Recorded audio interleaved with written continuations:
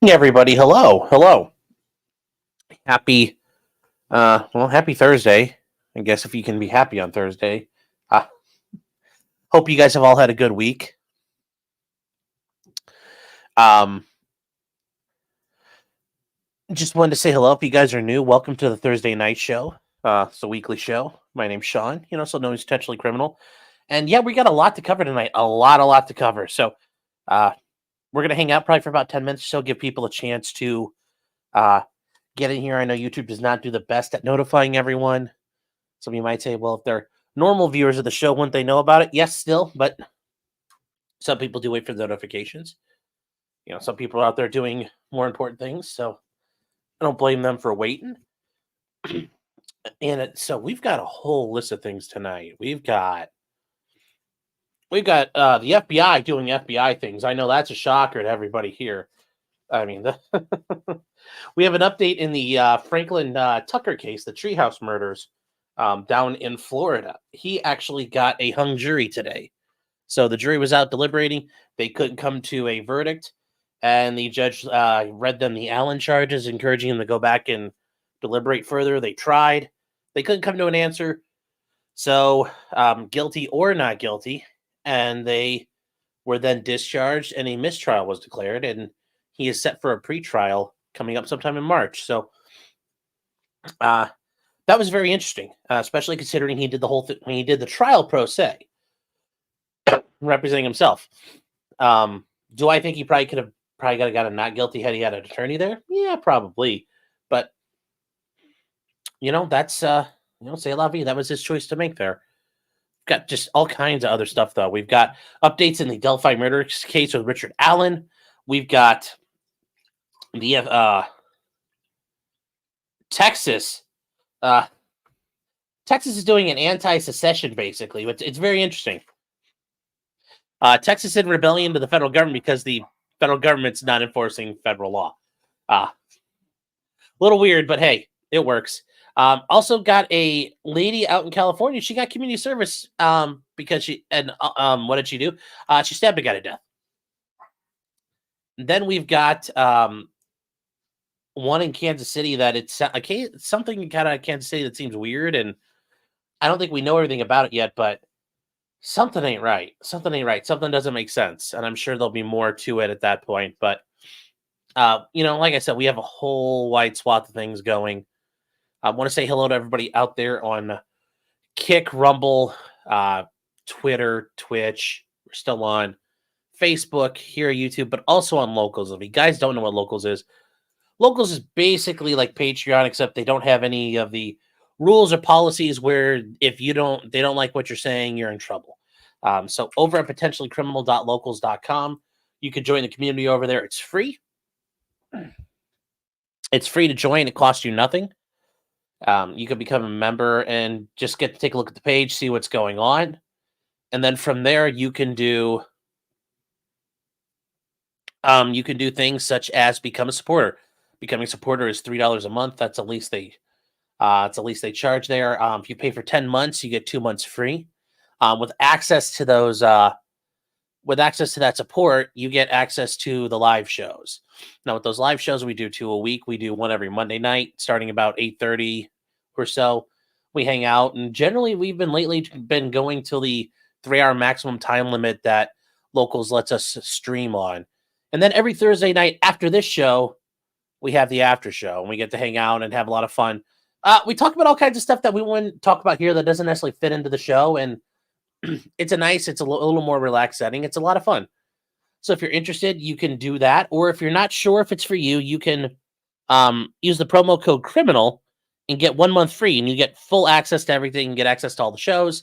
And if you decide that's something you like, well, then you can go ahead. If it's not, no obligation at all.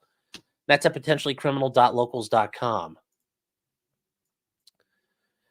With all of that out of the way, though, I think we need to get to who are the first that are out there, because that's always, that's really the most important thing. Who got first? And I know over on Locals, we're going to start there because the Locals chat, if I can get it to open here. Come on, Locals, you're killing me.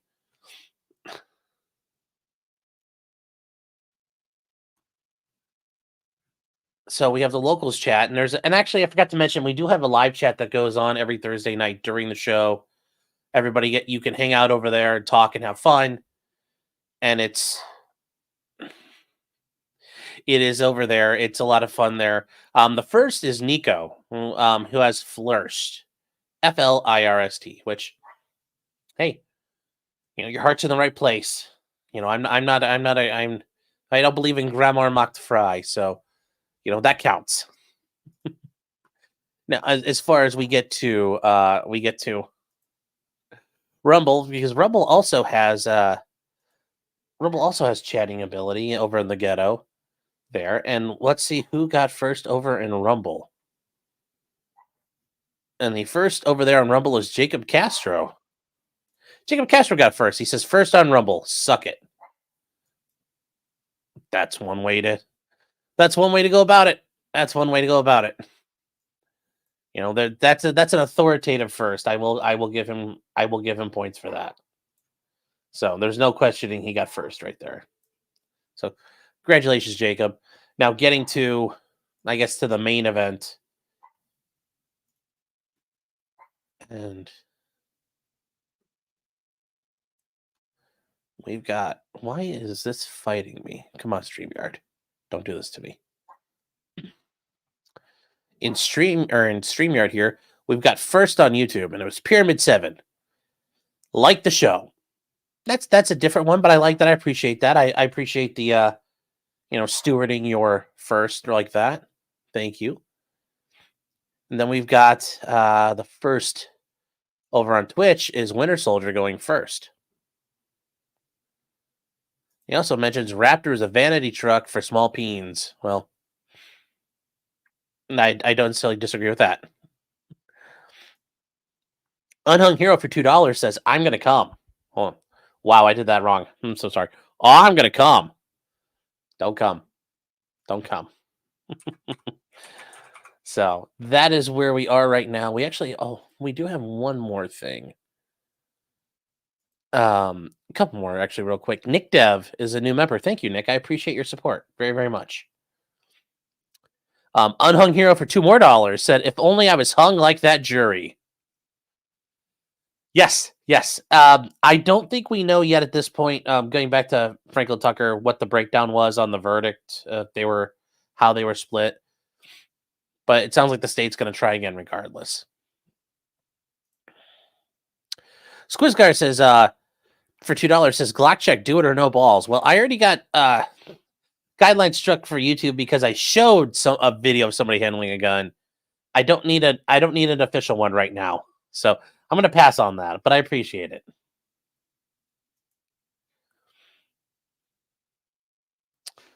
So thank you guys for those.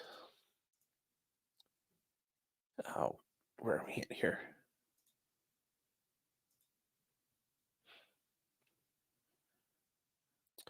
Where are you guys? Gazi Cellmates, you got a question about Richard Allen. We'll get to that one, okay?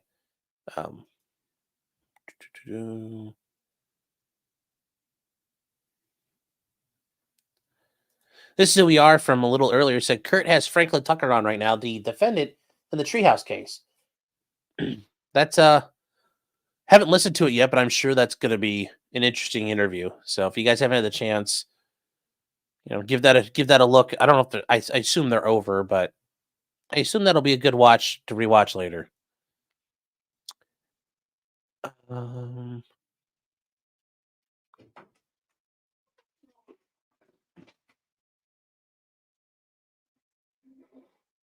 So where are we trying to see what you guys have here? You talk about Vince McMahon being accused of sex trafficking. What? I'm not going to use the patented Vince McMahon. Yes, because that's actually more like a no. No, I did not hear. God, hold on. Vince McMahon sex trafficking. What?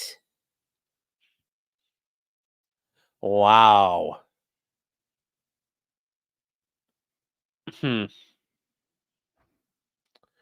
I guess we'll take a look at this one because that's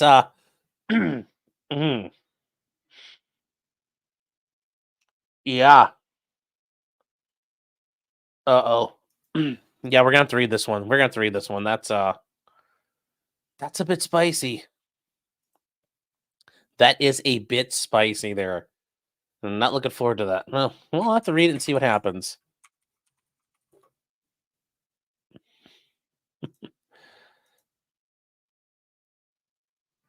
Hold on here.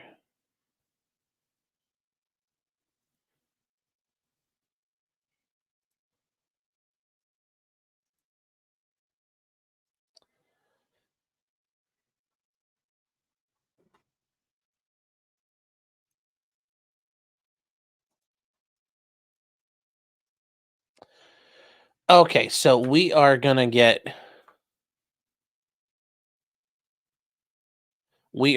started here. I think we're just about time. Tr-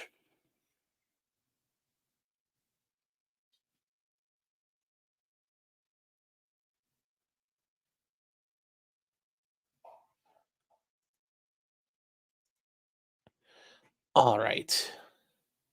I guess we'll. Well, actually, hold on. We got another minute. I think here. We got another minute. Yeah, we got another minute ready to go.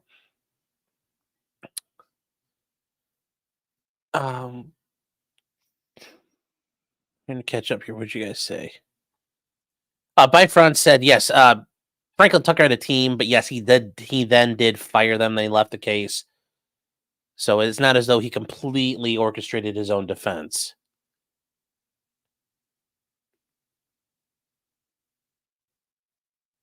All right, guys, we're gonna get started now. So we're caught up finally.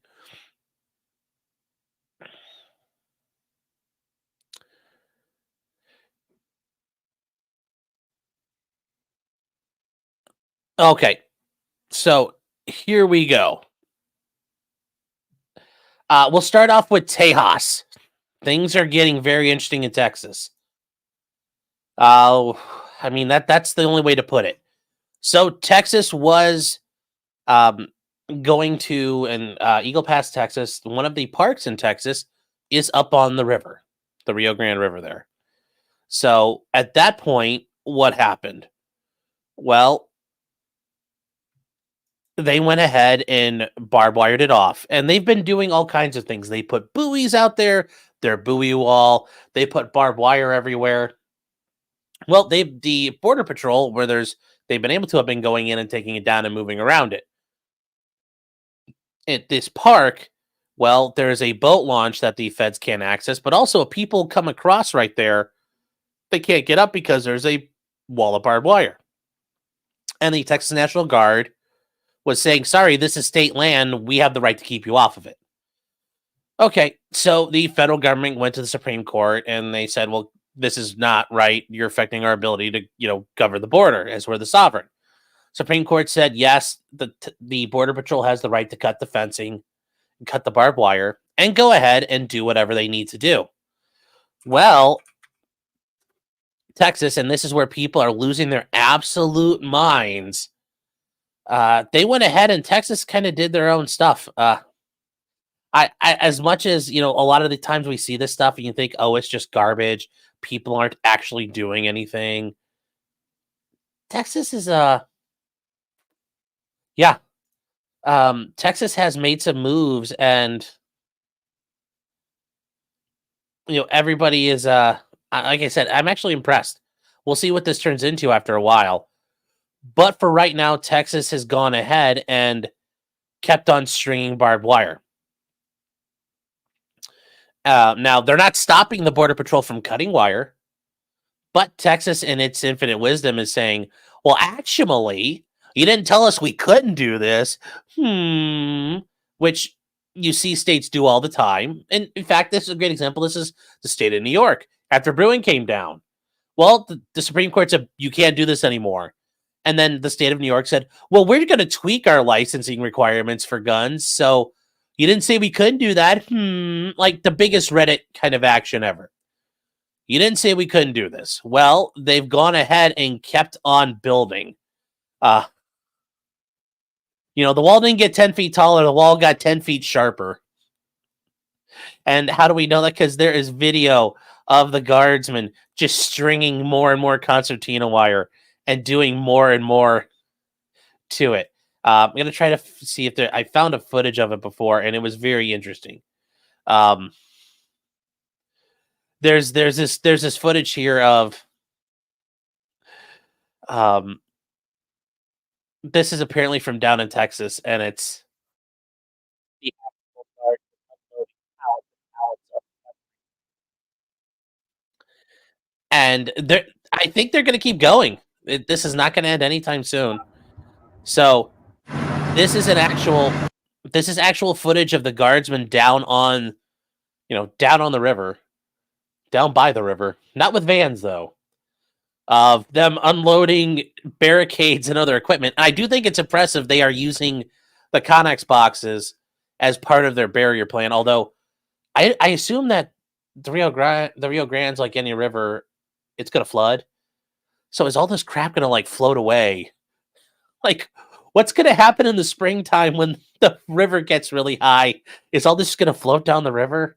It's gonna be like a big rake. It's just gonna catch all the people floating down the river in this big barbed wire, like something out of Hellraiser. I don't know, but here's what they're doing. They're all wearing hard hats, being very safe, safety first. And this is what they're doing. They're making the fence panels and they're pre-building them, and then they're setting them up.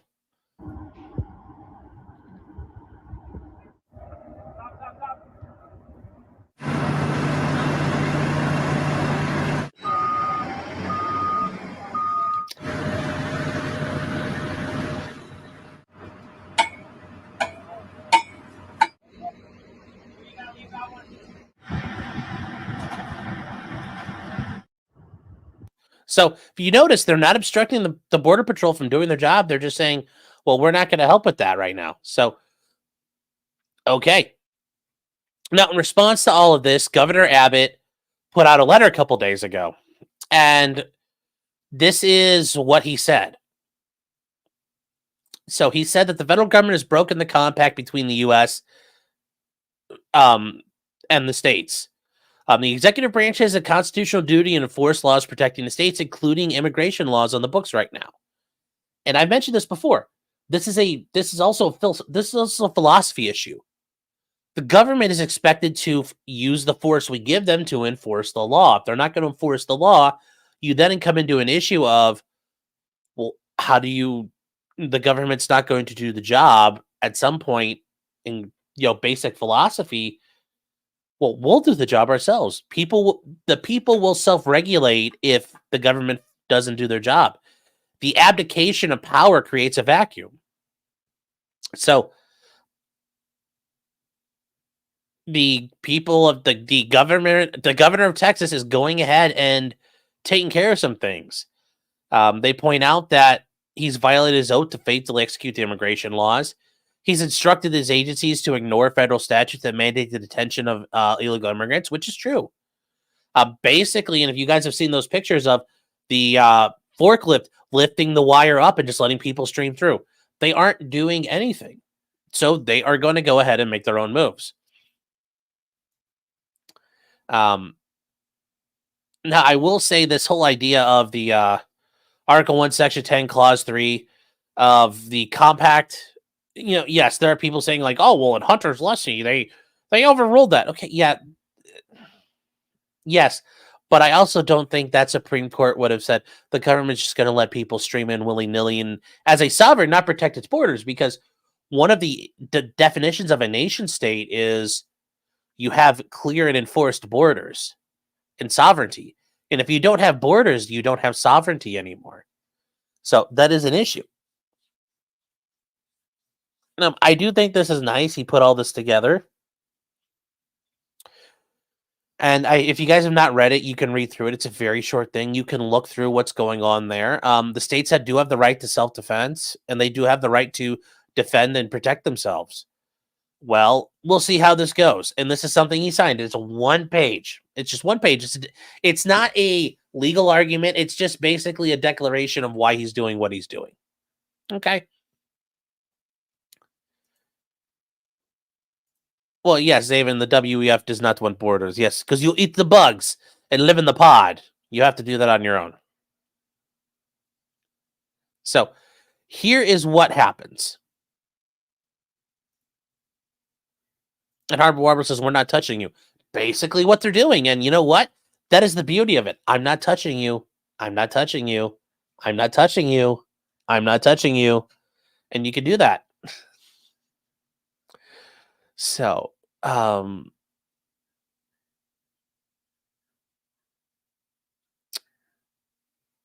going to get to a couple of these questions that are here in a second.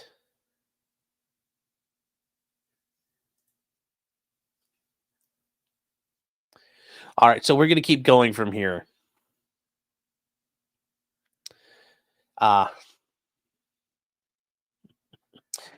Now, what has happened since then? Well, since this has happened, President Biden has sent an ultimatum that they need to stop doing this by the 26th or else. And Greg Abbott, to his credit, has said, or else what? And that's the proper argument when you feel like you're being threatened. Or else. Or else what? What are you going to do to me? Now, this is a argument that was brought up that somebody here just pointed out.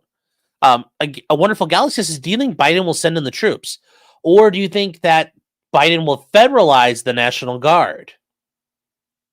Well, there are some wrinkles to that. Number one, it requires money. Because when you put people under federal orders, you have to pay them. And right now, the defense budgets aren't that big. We are not in the global war on terror where National Guardsmen were like every couple of years getting deployed. And the government always had all kinds of money. There are issues here that are going to stop this from happening.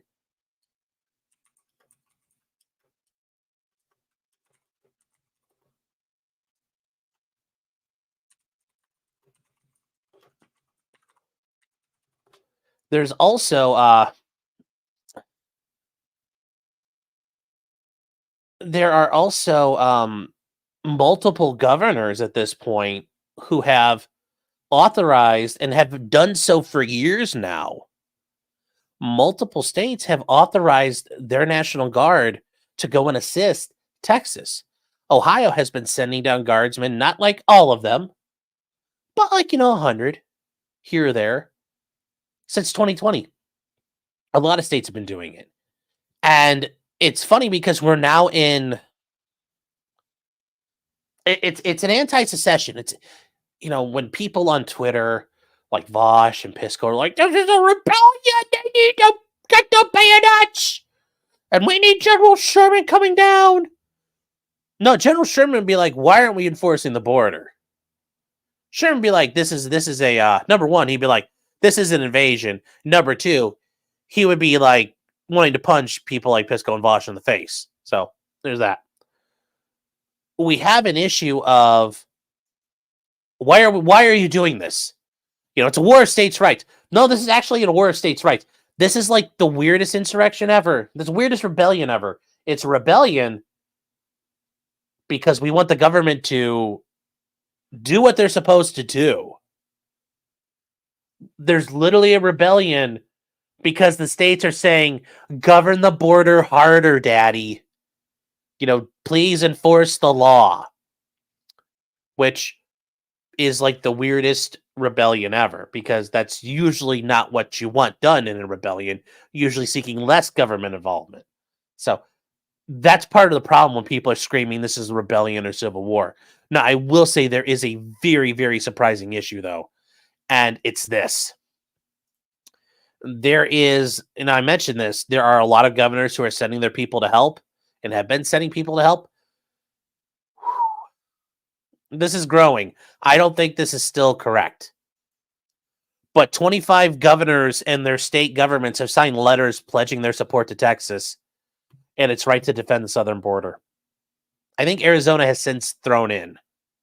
Well, actually, no, Arizona hasn't thrown in. But, you can see where the lines are breaking down.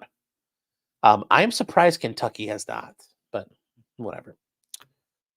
Yeah, it's all, a lot of these are those states who are assisting already.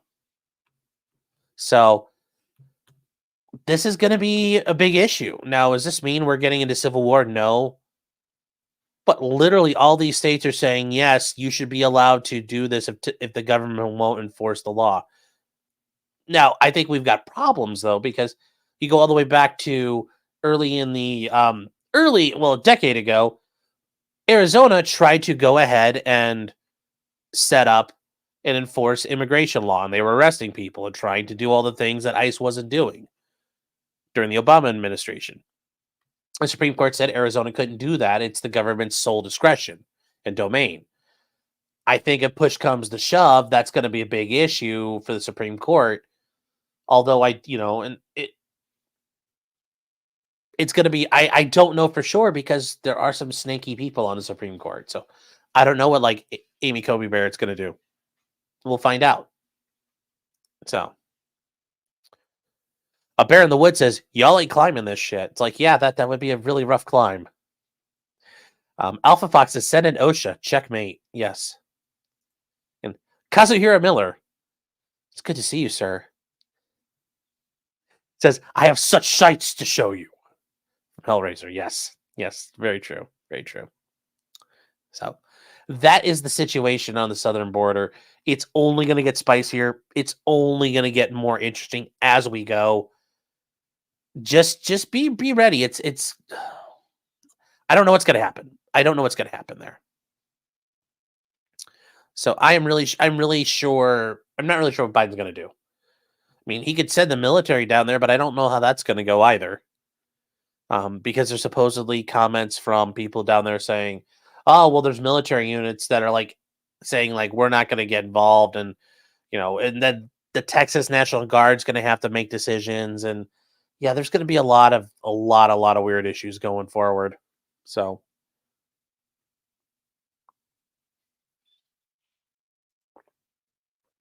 J-Rock says, not a big fan of Sherman. I understand that. But I would tell you, I think Sherman did what was necessary. I mean, he had to get it done. Mr. Squiggle says, I don't think the Texas National Guard would turn on Texans. Well, no. Here's the thing. If this idea of Biden federalizing the National Guard was going to happen, he wouldn't make them stay there on the border and tear down the fencing. In 1957, when the Little Rock, Arkansas schools were ordered to be segregated by federal court order, the governor of Arkansas set out the National Guard and prevented, Ruby Bridges and all those kids from going to school. President Eisenhower went ahead and federalized the Arkansas National Guard. And because they're under federal orders, then he says, go home. And the U.S. military, the U.S. Army told them, go home, go back to your barracks and sit. So they were under federal orders for the time being. And your under orders are, what are your orders? Stay at the barracks, get paid. So that happened. And then in response, he sent the 101st Airborne Division in to do that. Now, in hindsight, were there some issues about whether or not it was legal? Yeah, maybe we could probably argue about that. But that is how he would probably get the National Guard out of the picture, is by federalizing them and telling them to go sit in the corner. Once again, though, that's a money thing, and I don't think they have the money for that. So, Carrie says they sent all the money to Ukraine. Yes. Yes.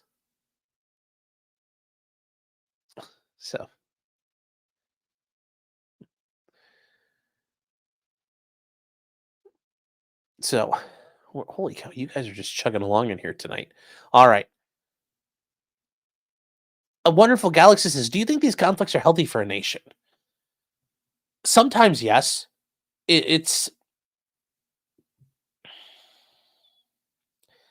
I mean, ideally, it'd be nice if everything just ran on a nice, even keel the whole time, but nothing ever does. Do bad decisions and bad policies make bad law? Yes. But can good decisions and good policies make good law? Yes. This is where it all comes down to people being, especially the Supreme Court, willing to be the good men making good law. I think it's inevitable, though, where we are going forward. I don't think it's going to get any better. We are at that, it's like, oh, the empire's falling. No. But we're at that stage where everything's like getting pushed to the limit. And that's been that way for a while. I mean, especially post-Vietnam. So, I mean, there's something to be said. If you're out on the edge, you're always sharp. So, at least we're razor sharp.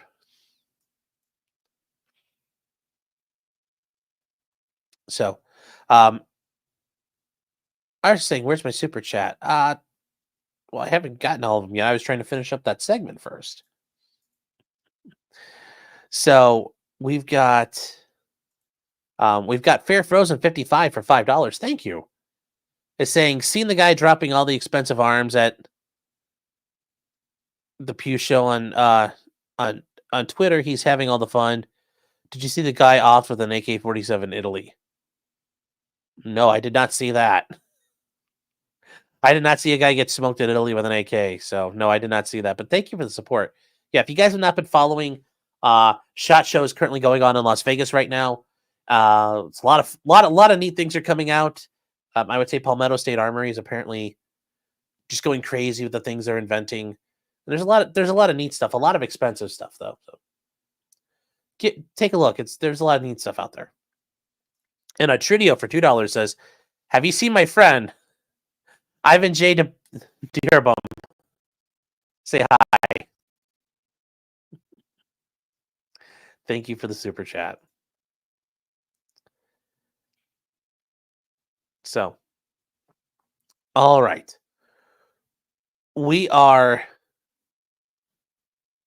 going to move on to a story that it's weird, but we got to get through it because I think there's going to be stuff this is going to lead to at some point. I do think it's going to be. I do think this is going to be interesting. So I wouldn't be surprised if this turns into an actual case at some point that we're going to follow. So yes, this is from Kansas City. And just read this. What we know and don't know about the deaths of 3 friends outside a Kansas City home. That's how this starts. 3 dead guys. So they were outside a home, and they died from exposure.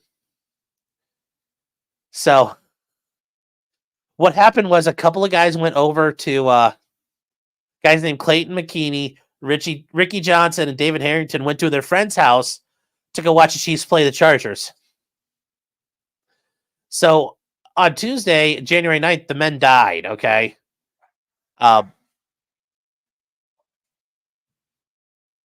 So people were like, where are these guys? They're not, like, they're disappeared. All right. In the back porch area, though, she told police she found a dead body. When they arrived, they found 2 other men in the backyard. Now, if you guys don't know, it was really cold in Kansas City back on back on that weekend. What happened there? It's just, these guys died in the cold. There's nothing there. The autopsies and toxicology reports aren't done yet, so they're waiting to know what they're going to do. And these guys were friends. They were planning to watch a Chiefs game. Okay, fair enough. It's just very interesting that the guy who lives at this house didn't realize there were 3 dead bodies. Yes, why didn't he notice the bodies in his backyard?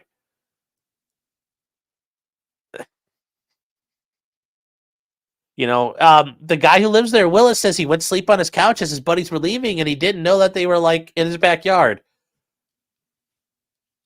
Well.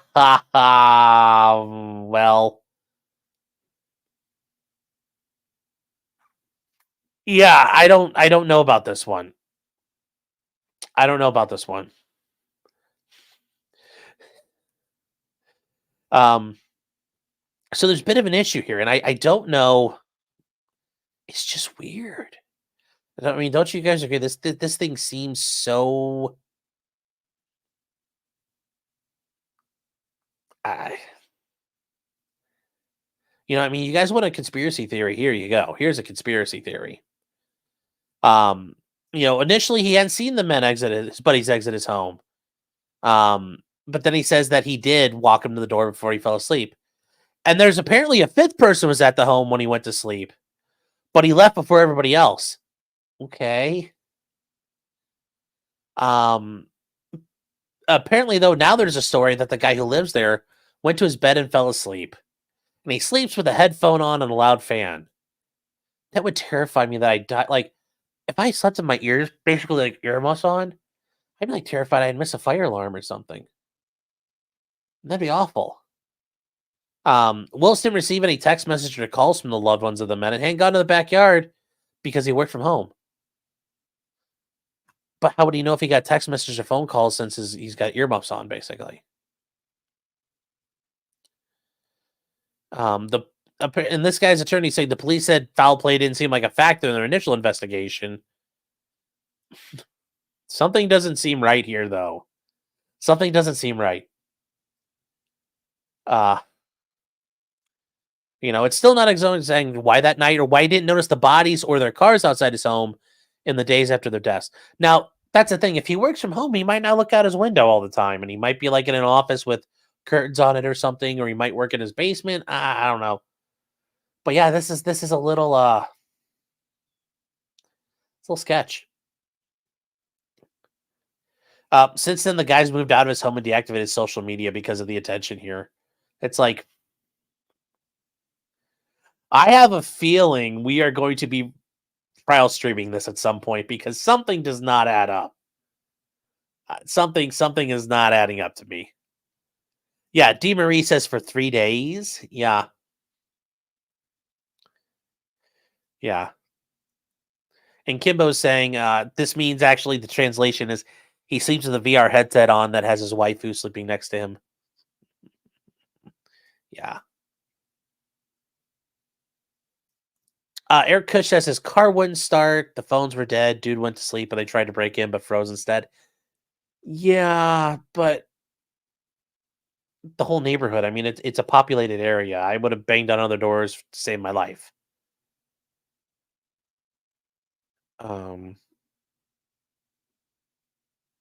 Something didn't.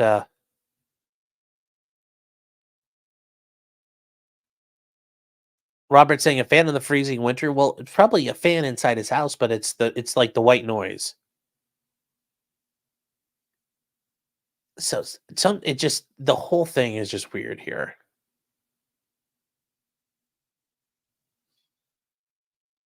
I don't know. Something happened, and a wonderful galaxy says, I want to know the blood alcohol level. I do too. But at what point? I don't know. Something just seems weird. Something seems weird. Pike says it's a likely story. Yeah. He says they self-deleted after seeing Taylor Swift all over the Chiefs game. Well, yeah, that would be rough if you had to see that. So could be the problem. Could be the problem there. J-Rock gifted 10 memberships. Thank you, J-Rock. And I'm sure whoever gets one's going to be very appreciative of that as well. So thank you very much for that. I don't know, guys. This whole thing is weird. That whole case is, I don't know. Stabby says the average IQ in Kansas City is like 80. Okay, well. Yeah. Orgus Din says it's the Dilatov Pass tier. Yes. That, if you guys have never read about that, that is a pretty crazy story. It's a bunch of hikers in the middle of the winter in Russia. And they, very, very weird story. So, and SP Seller says, yes, if they have an IQ of 80, it's an easy jury. Richard Gruber says for $5, going camping this weekend. Hopefully no one gets shot this time. As opposed to last time, I guess that's good, but yeah. Yes, please be safe. Be safe out there. Have fun camping. And we'll end on this. Yes. Donner, party of three. Donner, party of three. Your table's ready. Okay. So this one, this is the one I mentioned earlier about the woman in California. I'm not a California attorney, so I don't know. I don't know how this works. And I know a lot of you guys, your first thought is looking at this article as you're thinking, I can save her. So she killed a man during a weed-induced psychosis, which apparently reefer madness is real. Okay. So a woman named Brent Spiker was convicted of killing her boyfriend through marijuana-induced psychosis. Now, according to people that and her experts, they're saying she had marijuana-induced psychosis, which cannabis-induced psychotic disorder. I, you know, Zero Signal says, boom. I won't give her weed. Problem solved. Well, yeah, but just the weed itself, I think it was probably laced. Although, yes, this is a actual diagnosed medical thing that happens, and it is in the DSM-5. But I would think it's probably more of an issue of like she smoked some weed that had like PCP in it, or she had some acid, or any number of things there. Maybe there was some meth. Either way, she went ahead and basically claimed it was the devil's lettuce that made me kill him. So she's saying back in 2018, and this is a long time to get this case done. They went back and hit a bong filled with marijuana. And then she stabbed her boyfriend multiple times to the tune of 108. So, and as the cop showed up and tried to disarm her, she tried to tickle her carotid artery with the knife. And I do love this part. They had to use a taser and several baton blows before they could finally disarm her. Yeah, she's stabbing herself to death, and the cops are just beating the crap out of her. She used a bread knife. Okay, hopefully, what quality knife? I'm curious. She was convicted of involuntary manslaughter. She used a deadly weapon there, and yeah, it was. So that was what happened there, and she just got sentenced. And she stabbed him 108 times. She's gotten probation. Yes, you're looking at that right. She got probation. She was given 2 years of probation. Oh.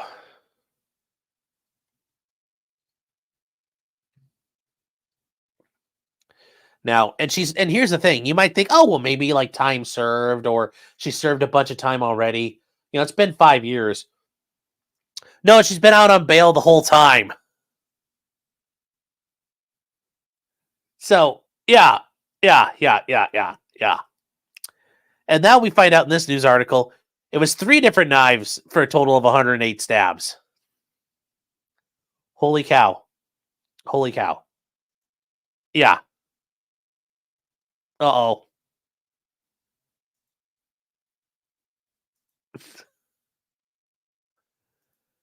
Oh. So.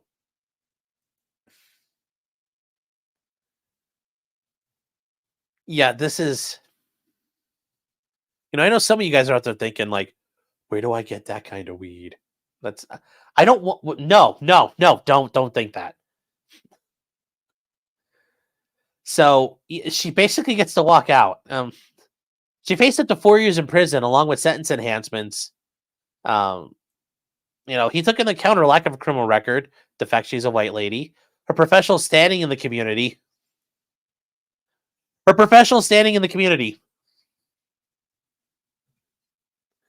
What more standing can you have? She stabbed a guy 108 times. It's not like she's going to be at the Rotary Club next week giving a a speech at their next luncheon. She's not getting the key to the city. I mean, where's she going to get a job? The butcher shop, maybe? I don't know her professional standing.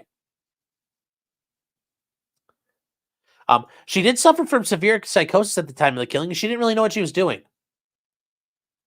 Yeah, and is that something you can look at times? Yes. Is that a mitigating factor? Sometimes, yes. But here's the difference, though. She was voluntarily intoxicated. It'd be one thing if she went to a store and went to went to Walmart, bought a box of brownies, and it turns out somebody had laced these brownies with pot, and then she ate them and lost her mind. That would be a voluntary intoxication. She didn't know about it. This one, she's like, yeah, let's do some bong rips. And she wanted to get high, and then she stabbed somebody. It's no different than if there was like an alcohol-induced psychosis. She willingly partook in a intoxicant, and that idea, she's responsible for it. Now, some of you might say, well, how does she know she's going to react to that? Well, that's the risk you take when you take intoxicants like that. Because I'm sure that weed wasn't bought from one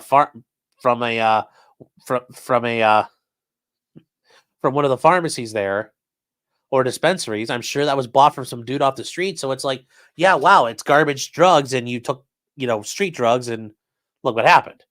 Now, I will say the defense side of this, yeah, congratulations. This is you they got away with one here. She should go buy a lottery ticket. But the judge doing this, I'm like, that is people like to joke in California, people don't go to jail, but holy cow. This is pretty much the stereotype of it. The judge cited evidence saying the 32-year-old did not know how marijuana would have this type of effect on her. Yeah, but that's involuntary intoxication. You don't know what these drugs are going to do. You might not want to do them. Just a pro tip. Just a thought. I mean, once again, what do I know? So, if she violates her probation, she'll have to do 4 years of prison time. Okay. She also do 100 hours of community service. Oh, darn, 100 hours of community service. That's so brutal. That's so brutal. That is so brutal. Dustboot says, I gotta be right back. Gotta smoke some PCP. So.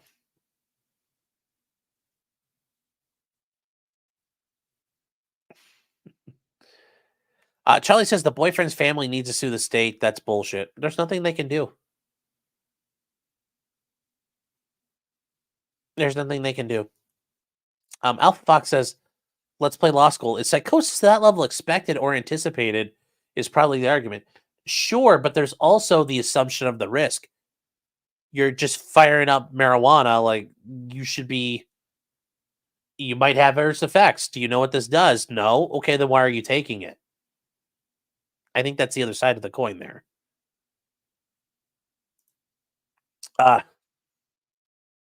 Kitchen Knife Rescue saying, I don't think I've encountered that brand yet. Well, you should be careful. If you got all those knives around there, don't smoke weed with women in your workshop. They might take you out.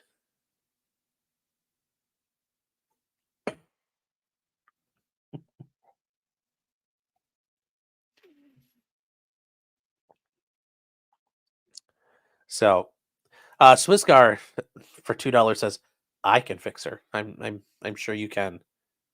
Just stay away from CBD, I think. So, Zero Signal says, wait, 3 knives. What the hell went on there? Think about it, though. You're stabbing somebody. Guess what happens? That knife blade's going to get dull. And I don't think this guy had a butcher steel in his house. I mean, he sounds like a bachelor who was 26. So he probably didn't have a butcher steel. She could sit there and get it all ready to go. So she had to reach out and grab another knife that was probably sharp enough and use that one. And eventually that one's going to get dull. And yeah, eventually you have a problem. Eventually you have that issue.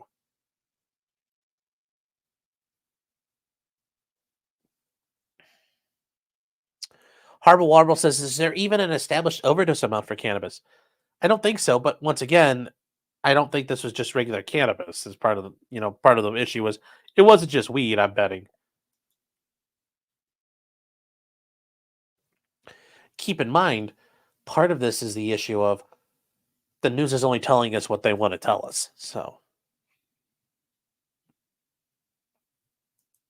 that is another important thing here. Wonderful Galaxy says she watches anime and wanted to use a three sword style. Oh no. Oh no. Oh no.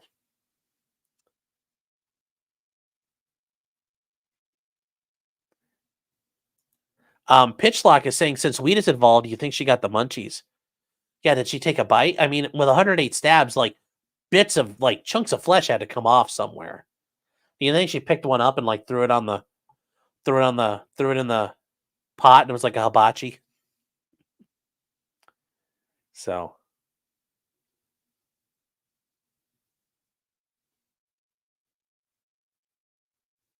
Carrie says we can get the court record. Yeah, I think that'd be an interesting one to see, but I don't think there was broadcast anywhere. So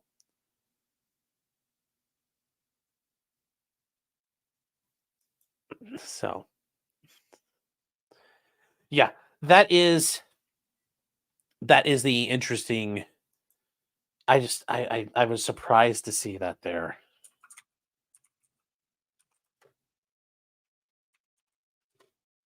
So moving on, I guess we'll get into the FBI getting their PP slapped because this is the FBI is evil. And I know some of you are thinking, how dare I do that to the Federal Bureau of Investigation? Those are our guardians. They're J. Edgar Hoover's boys. How dare I do that? I know. I'm a horrible person for even insinuating they're horrible people. But they are horrible people. And how do we know that? Well, a great example of that is we covered this back in I think we covered this back when it was in the appeals court, and this was going around the issue of the U.S. private vaults company. I also think we covered it when they did the raid, but it's been a long time now. It has been many, many moons, as my people would say. And this is a company and an organization out in California who did private safety deposit boxes. So you can see there is the private vaults, U.S. private vaults, and they did a setup where you had a private safety deposit box. And the neat part about it was they didn't want to know a damn thing about it. And I'm not joking. Their job is not to ask you what's in it. They don't care what's in it. Store stuff in there. We don't control access to it. You just pay us to have access. You pay us to rent the box. Now, why is that important? Well, what's not to love? That sounds pretty good. It's all in the down low. There's not a lot of there's not oversight. Okay, cool. Well, that oversight becomes an issue because guess what happens? The federal government thinks you're being a bad guy. And what does the federal government think you're doing when you're doing something they don't like? They think you're a criminal. Well,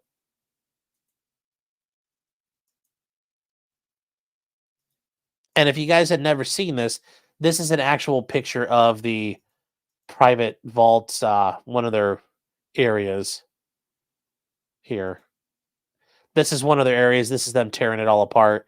So they went ahead and got a search warrant. Now, their search warrant was the guys who ran the company, private vaults, were alleged to have been soliciting criminals. Guys in money laundering, drug trafficking, drug dealing, all kinds of stuff where you'd want like an off-the-books deposit box. And it turns out they actually were really doing that. The guys who ran the company were doing that. They got in trouble for money laundering. They got in trouble for a couple different crimes. So they took the hit on that. It's not a smart way to go about things. The other problem, though, was a lot of regular citizens stored private belongings there. So this is the one where we talked about before. the federal agents involved in this case lied. And they said this was all for bad guys. And the FBI raided. And they seized everything. They ripped all the boxes out of the wall, and they opened them all. Now they claimed they were inventorying stuff, but immediately, if you had more than $5,000, and then you had other things like watches and other high-priced items, oh, it's all forfeited. They filed notice to forfeit. Why? Oh, because we think it's all criminal.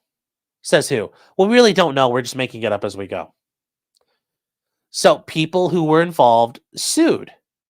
They said, give us our shit back. And after a while, the FBI did. Problem was, the FBI also admitted, all your information we took out of these boxes, including all the money, including all the stuff we found, we're saving all that in our criminal database for searches later and investigations later. So this went to federal court. The judge there said, oh, the feds are nice boys. They didn't do nothing wrong. You know, sure, the FBI may have lied, but they're just trying real hard. They're just good boys. Charlie's saying, why 5,000 if 10,000 isn't the declared amount? Because they want to get as much money as they can because they're scumbag thieves. That's why. So they went ahead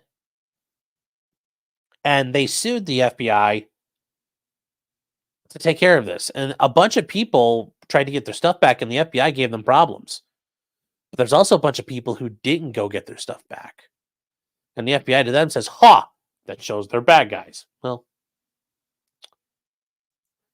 and eventually the trial court said, nope, they're good people. Well, this got appealed to the Ninth Circuit, and the Ninth Circuit said, yeah, not so much. The FBI is not good guys here. They are not the good guys. They're the big bads. So these are the two main plaintiffs. You saw that man and woman out front. Those were the Snitkos. They lived in California, and they had a house, but you know, California's got wildfires, all kinds of things. Like at a moment's notice, you got to be up and out. So they kept all their private valuables and precious things at this company, and it all got seized by the feds. So the summary here is, we're going to try to skip around through it, but the FBI inventory, notice they use the word inventory in quotations, 700 boxes at the private vaults company. So that is how this started. And what do we know? Well, ultimately, the FBI put together its search warrant and said, we're only going to open the boxes if we think there's issues with it. We're going to have drug dogs walk through, and we're going to follow FBI rules and procedures. Well, there wasn't one set up for this, so they wrote their own procedures for this operation.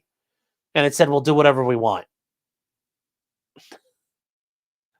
So, and I will say, arguing and leading the charge on this was the Institute for Justice, IJ. If you guys have never heard of them before, I know Steve Lato and I think John Bryan, the civil rights lawyer, have mentioned them before, plugged them before. They run the, you know, it's like the ACLU if they were actually gave a crap about things. So you guys can support them. You can donate to them. This is the Institute for Justice. You can support them. They will take donations. You can donate online. You don't have to contribute a lot, whatever you're willing to contribute, but it's, you know, the money allows them to send all these attorneys out to go do all the fighting and get these results and protect people. So just something to think about if you're interested. So, and I just point out here because it's like one attorney for the Institute of Justice, a couple other ones here who are for the Institute for Justice. There's a bunch of them that were involved. So just important stuff going on there. You know, at least take a look and see what they're doing. It's very good what they do. Okay. But yes, it was the 700 safety deposit boxes that were inventoried, including the nests And the nest are those little the frames that they all sit in. The warrant issued by the magistrate did not authorize a criminal search or seizure of the box contents. Yeah. So could the FBI look through them and say, okay, yeah, it's Bob Boberson, you own this. They could contact him and say, hey man, come get your stuff. Not, hey, we're gonna seize your items. Because that's what the FBI did. They stole everything. That was the problem here. These people who are listed above, they made claims seeking to get their property returned. The government refused to return it, and they sought to civilly forfeit it instead. Why? Because we can. Eventually, the government gave everything back and said, "Oh, well, can we have it all back?" And the government said, "Sure, please leave us alone." Well, everything was documented. So there are records, and it's stored in a program called Sentinel, which the government has access to and will continue to have access to. So the issue there, and we'll get into, they talk about, and the government did actually have an investigation in the U.S. private vaults. Okay. Now, they do talk about what happened there, but there is, if you read through what happened at the trial court level, the FBI did a lot of perjury, it sounds like, based on what happened. So the bigger problem was, how were these boxes inventoried? And we don't have that because they did their own policies, basically. They say that at this point, they must conduct a prompt and thorough search of the contents of the property, including any locked or unlocked containers, and inventory the contents. Okay. They must include, but also description of the property. Yeah, because if we find it, we can say, hey, we found this here.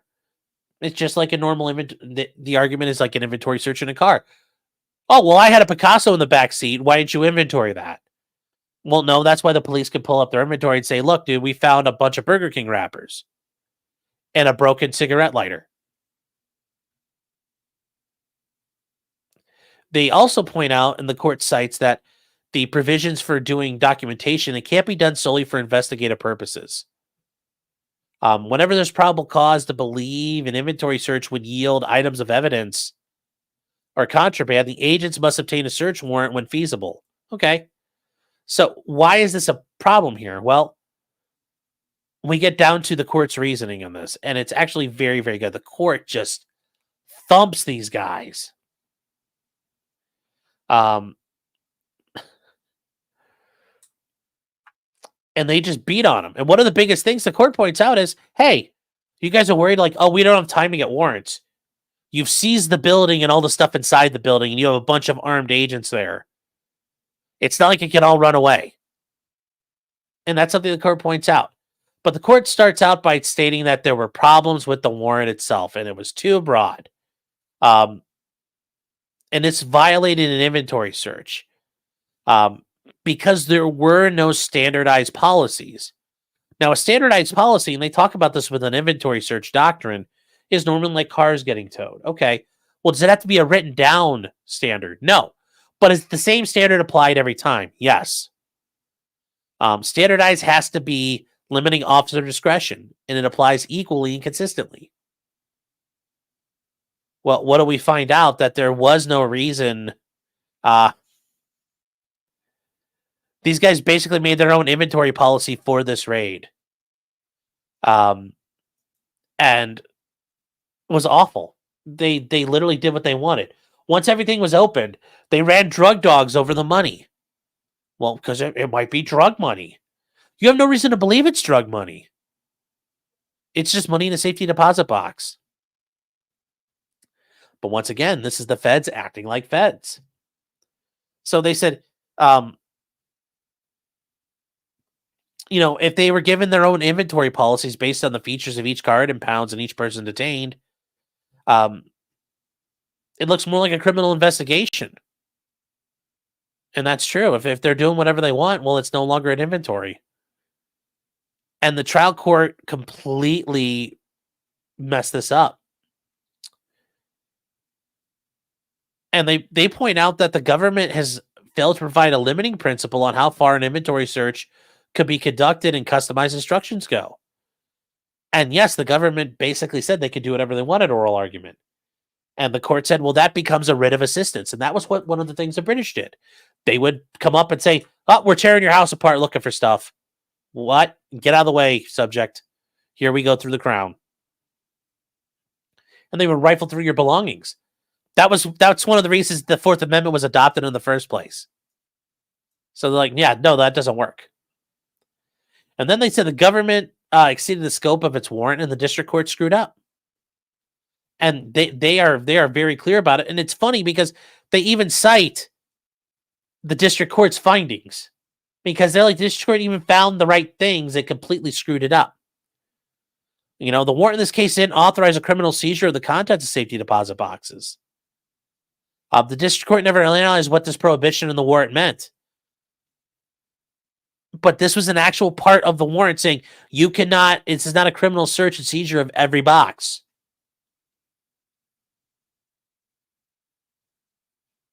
But it did determine that its search was an examination of people's property for the purpose of finding evidence of a crime. And it acknowledged it happened. You know, the district court said, yes, it's clear that the government was hoping to find evidence of criminal activity during the inventory. You know, they thought there'd be criminal proceeds in all the boxes. And the supplemental instructions drafted by this lady, Agent Zellhart, which she's a lying sack of shit. If you go back and read through what she did. But hey, she's probably like the employee of the month for the FBI.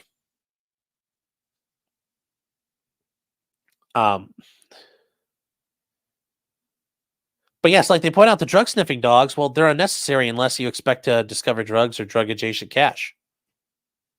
Well, now it's no longer inventories, and now they're searching for crimes. The searches were criminal in nature based upon the instructions. You know, they talk about, like, this was another thing, that anything found had a, not only summarizing what was there, but they talk about how do they preserve the evidence. They tag the items with forfeiture numbers and send them to evidence control. And take care to preserve the evidence for fingerprints. So, yes, the FBI said, oh, we're just looking for stuff. You know, they played themselves, and the trial court didn't know.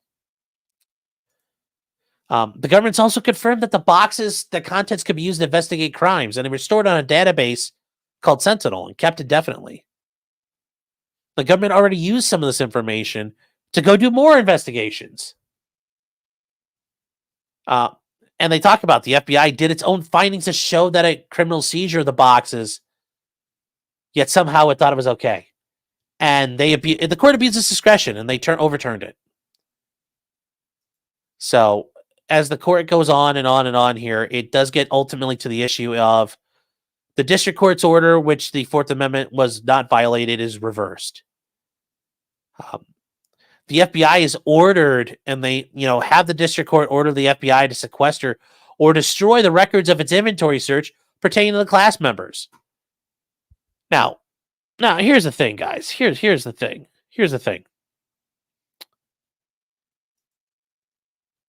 I mean, let's be real here. Let's be real here.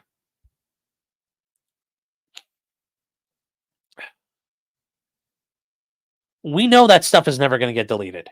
Oh, we deleted it. Nothing's ever really deleted off a computer. So it's never gone. That file's been is backed up and uploaded so many different ways. I guarantee it's never gone just that way, number one. But number two, it's the Fed, so they probably are lying about what they did with it. Because data is never destroyed. It's never destroyed. The internet is forever. Government databases are forever.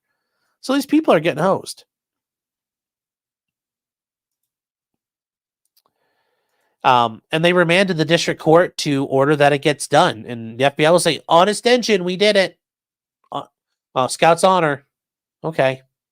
So it's reversed and remanded, and they got blown out, BTFO'd. Now, this is an interesting thing here. One of the judges in their concurrence, the one judge concurred. And And the judge said things didn't go far enough.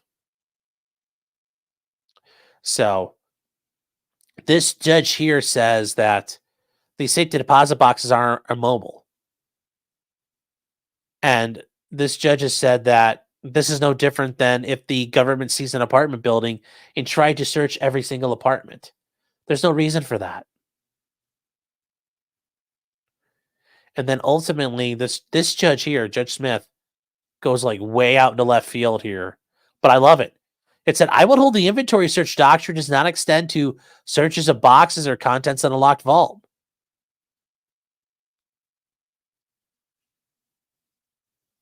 Yeah, that is a massive.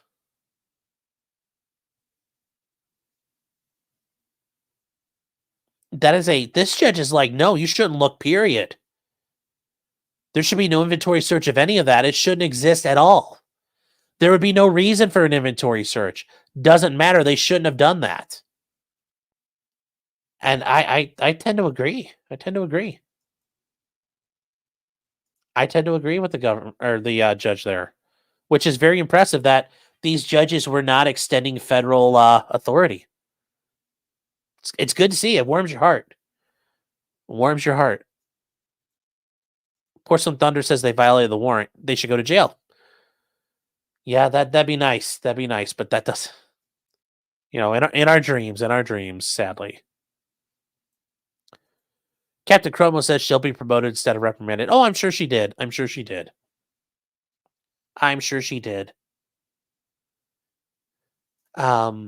Sweet Tooth Fairy saying, doesn't pretty much every piece of currency have some sort of drug residue on it? Yes, it does. And remember, it's a dog sniffing it. So, like, if you ate food and you touched it, or you touched your dog and you touched that money, who knows what he's smelling?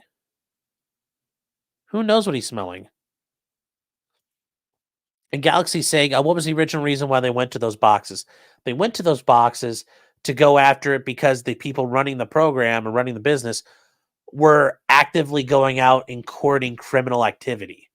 So what those guys did was illegal, but there were a lot of innocent people using it for legal purposes.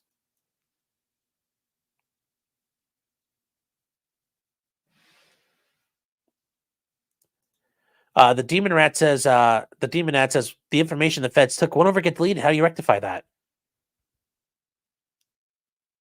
I don't know. There's no way.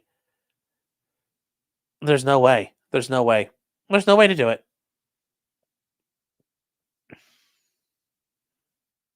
So yeah, that's I don't think there's no way to fix this. There's no way to fix it.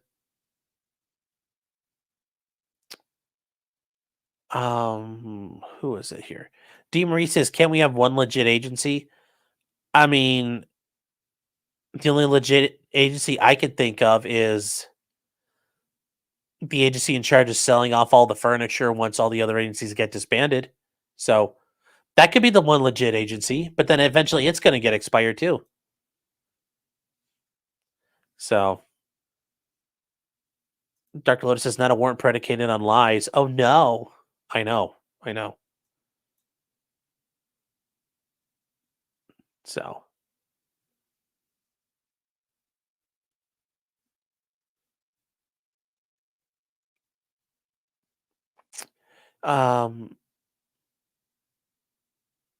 yes, Wonderful Galaxy. Yes, the FBI is correct. All of our citizens are criminals.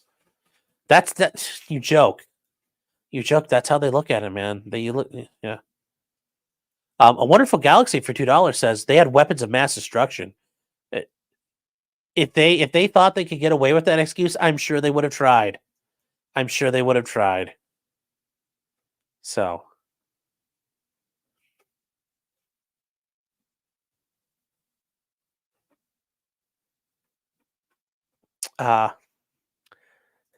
Ken's counseling couch is the only legitimate agency is the ATF. The ATF meaning aimed towards feds.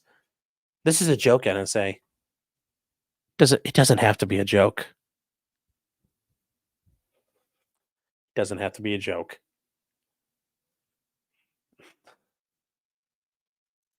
Charlie says that judges should have only allowed a search on the boxes that were associated with those who were committing crimes. Here's the thing. Private vaults doesn't keep records, so you don't know which ones are involved in committing crimes. Now, unless you already knew the answer to that, there's no way to know. So they shouldn't have been able to rip all those open. So, yeah. Now, the other thing the FBI did recently is, and this one's another shocker, the FBI framed people. And this is a way back. This is a throwback. So this is the Newburgh 4 case. And this will take you back if you aren't aware of it. Okay? This goes back in time. We're rolling back many decades, a decade and a half. So James Crimestream, like his defendants, should have been freed because they were in an FBI conspiracy. So these guys were arrested in 2009. James Crimestream was arrested on a bombing plot, and he's been released from prison. So what happened? Well, it was part of an FBI orchestrated conspiracy involved in attacking an Air Force base and Jewish sites in the Bronx.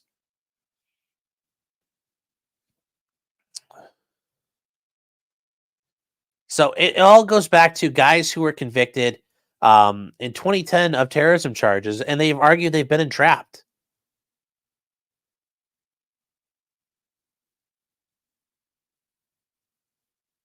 These guys have all been released, and they were sentenced to 25 years in prison in 2011.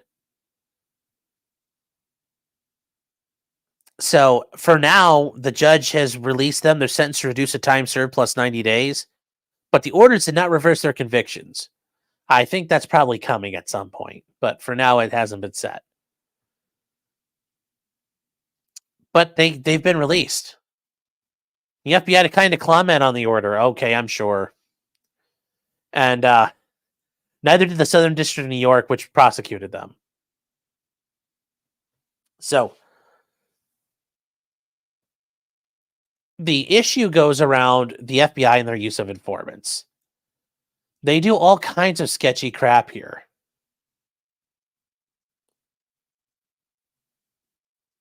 And how do we know this? Well, because these guys they use as informants are scumbags, real scumbags. So Shahid Hussein was an FBI informant, and he's a horrible guy. He's a complete piece of shit. What did he do? He ran a limo company, and one of his limos crashed and killed 20 people in the party. I think it was like a party bus. But that's who the FBI is working with. So his role was to infiltrate upstate mosque in upstate New York and identify a potential terrorist. And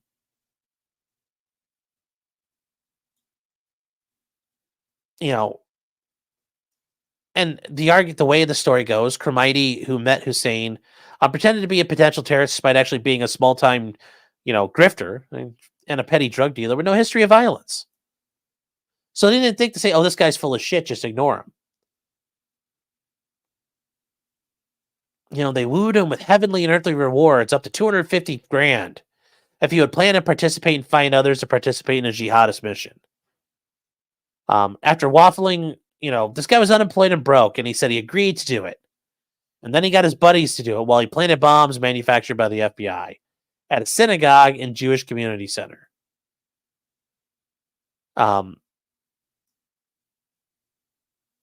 The judge here, they were recruited so that he could be considered a conspirator.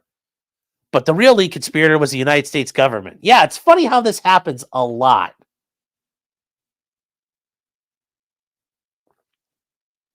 In addition to the bombings, they were going to fire Stinger missiles at military airplanes at an Air Force base in New York. I'm sure this was really going to work. The FBI invented the conspiracy, gave them the targets, they manufactured the weapons. And how did they make this even bigger federal issue? They drove them into Connecticut. the next state over, they crossed state lines to go view the bombs. Oh no, they went and saw state lines.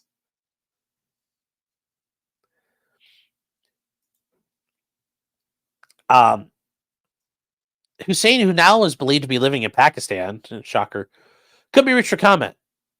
Last May, his son was convicted of 20 counts of second-degree manslaughter and was sentenced to 5 to 15 years in prison.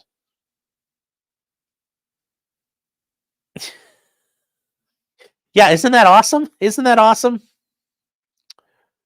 So,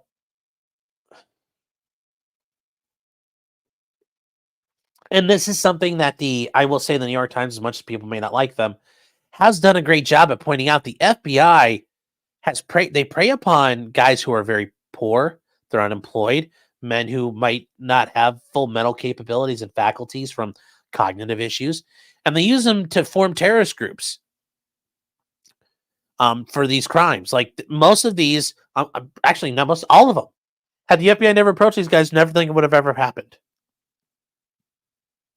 But the FBI did it. So, yeah. And this is, and this guy here, the limo company owner and the 20 people died crash, he was revealed an FBI informant who recruited terrorists. So that was,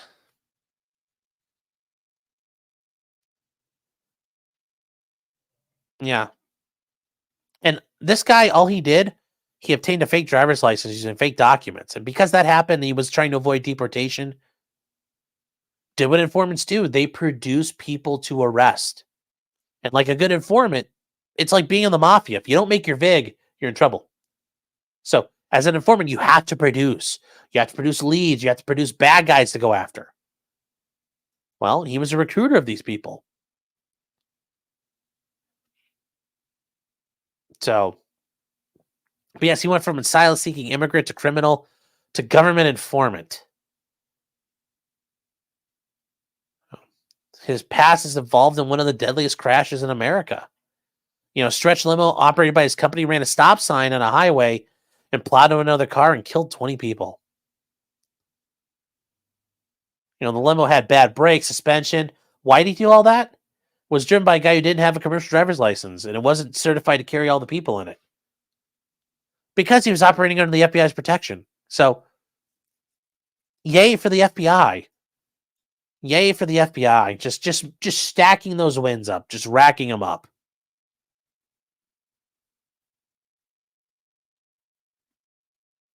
So,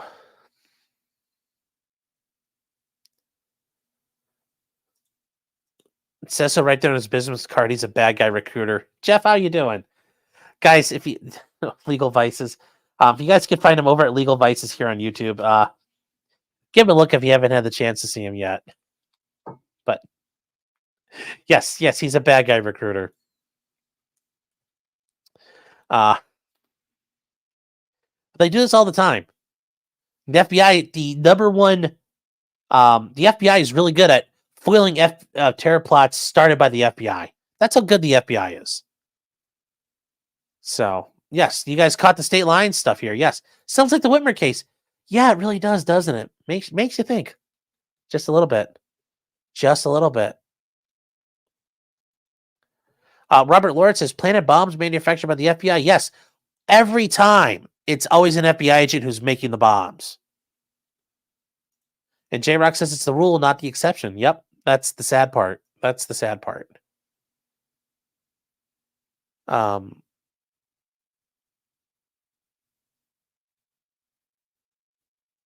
A name of some sort says the informant had a limo company that led to 20 deaths. What a rabbit hole.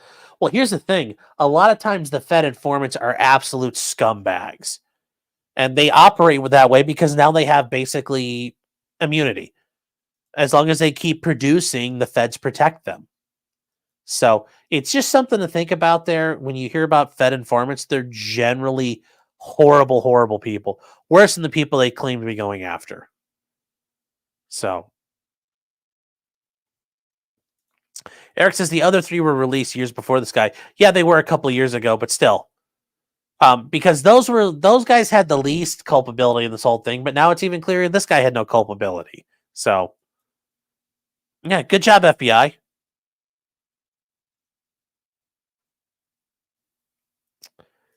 Charlie says the FBI is framing people. You're talking about January 6th, right? We can throw that in there, sure.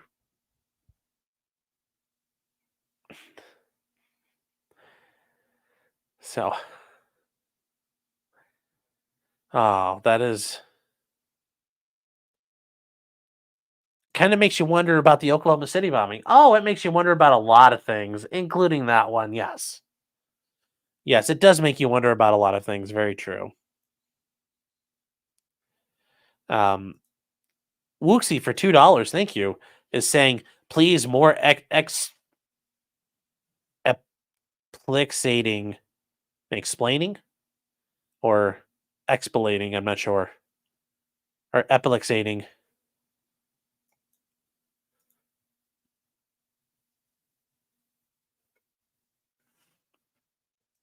Oh, yes, Eric, you're right. Ray Epps was the January 6th Hussein. Yeah.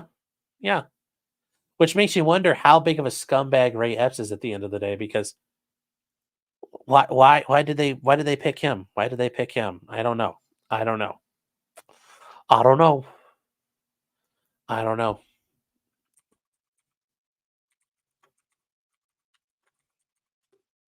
So okay. So this one I thought was a joke when I saw it, but apparently it's 100% true. And it's hilarious, but it's also, I mean, I'll just throw it in the, this is funny. So in Oklahoma, they have a bill that furries would be picked up from school by their parents at animal control. Yes, because nobody likes furries. And yes, maps get the wall, furries get the leash. So this is a real thing. This is a real thing. He filed a bill targeting furries or people in a subculture interested in anthropomorphic animal characters in Oklahoma schools. So it would ban students who purport to be an imaginary animal or animal species from being at school. Oh, that is so funny. It required parents or guardians to pick them up from the school, but if they can't, animal control shall be forced to remove the student.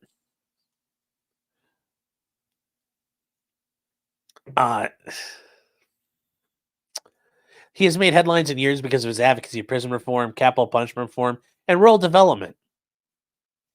Admirable goals. This is very admirable. So I don't think it's going to go anywhere, but it'd be hilarious if it did. So watch your back, furries. That would be a lot of fun for them to. That would be a lot of fun.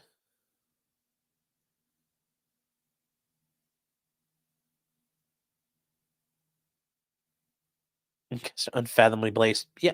I think you could look at that. Could you say it's based? I mean, I think so. Was this story based? Yes. Yeah, it was pretty based. It's pretty based.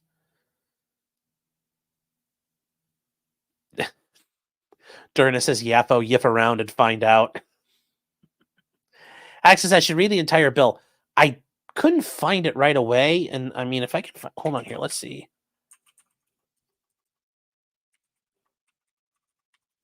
Let's see if I can find the actual. Is there an actual text for the bill? Because I haven't found it. I didn't see it when I was looking around earlier.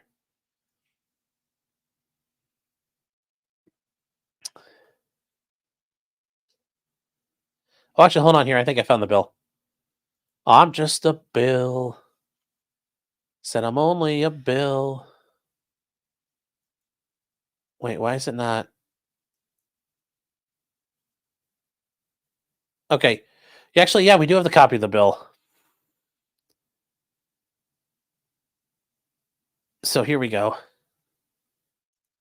Let's read this bill real quick. Let's read the bill. It's only 2 pages. That'll help. So it's a prohibition on certain things.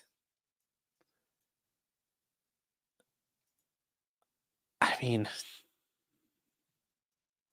I'm sure when this guy became, a legislator, he's thought, I'm going to help protect the people and do things to limit government. Now he's going after the furries. Okay, students who purport to be an imaginary animal or animal species who engage in anthropomorphic behavior referred to as furries should not be allowed to participate. The parent or guardian of a furry shall pick them up from school, or animal control services shall be contacted to remove the student. This shall be effective November 1st, 2024. I love that. You know what, though? I will say, I love the fact it's nice. It's short. It's one-page bill. You understand what's in it. You understand what's going on. That's what we should aim for in life. That's what we should aim for in life. We should want our legislators to do this and do the right thing. Tilly says sign that shit into law. Yes. So, like I said, it's hard. All the things we'd want, they're doing. Oh.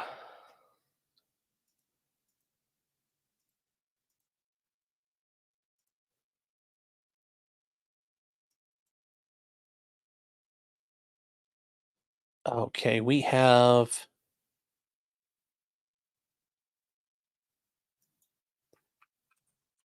updates in the Fani Willis issues over in Georgia. A lot of problems are starting to arise for Fani. If you guys remember, we talked about this up in the days leading up to this. Fani Willis, the district attorney out of Fulton County, Georgia, is prosecuting Trump and everybody for RICO in their involvement in the 2020 election.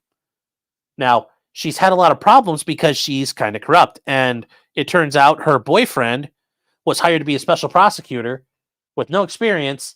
And he gets the bill at $250 an hour and is billed, at least from what people know, given his sketchy billing practices, around like $750,000, if not close to $1 million. But it's not clear. So what do we do with that? Well, that makes an issue of, was she also being enriched with that money? Because there are allegations that he was then taking her on vacations. They were going out partying with the money she used to pay him, which is now enriching her and benefiting her. And that's a conflict of interest. That also considered fraud. It's also considered a lot of corruption. So there are a lot of issues there. Well,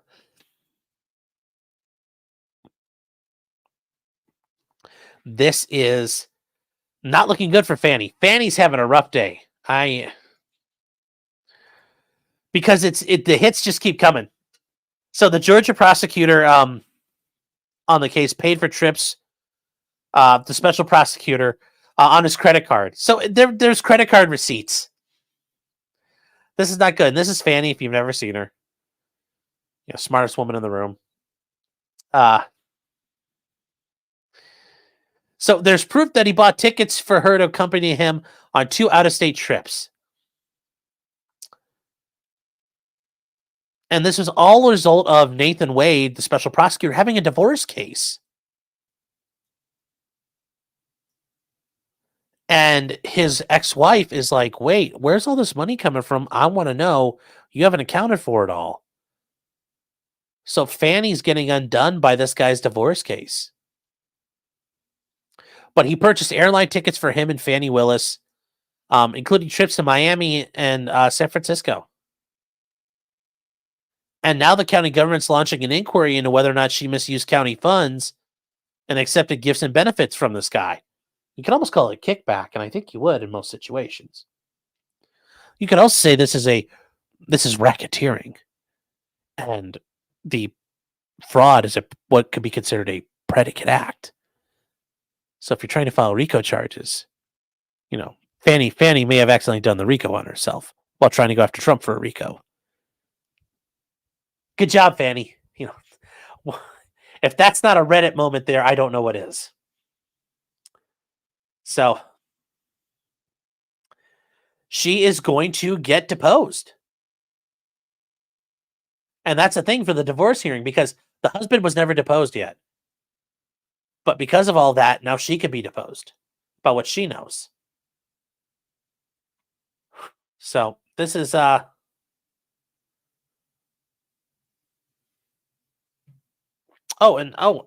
in the meantime, her records I'm sorry, and this is from this week.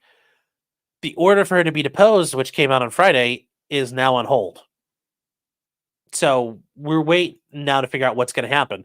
But there's a good chance Fani Willis is going to sit for a deposition, and she's going to explain all of this, and there's not going to be a way for her to do that. And remember, she's under oath. So this isn't going to look good when your prosecutor's acting like a scumbag.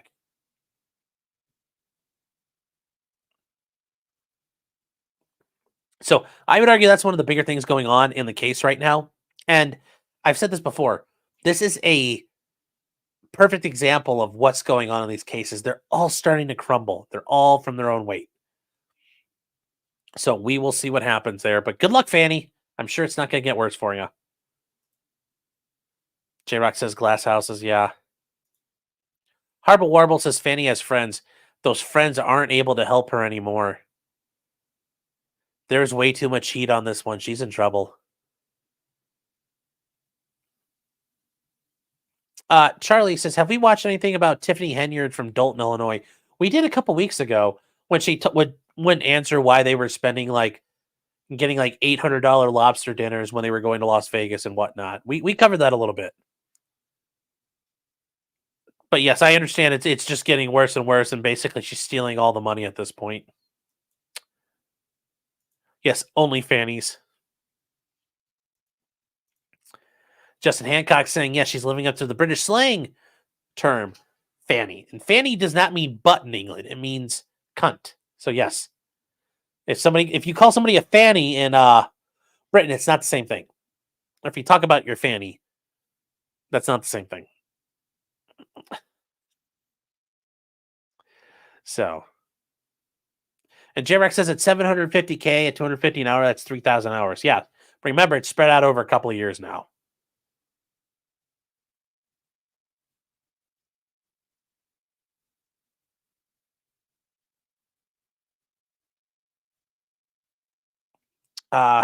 Yes, Composer C says, you got to test that Napa wine. Yes, for justice.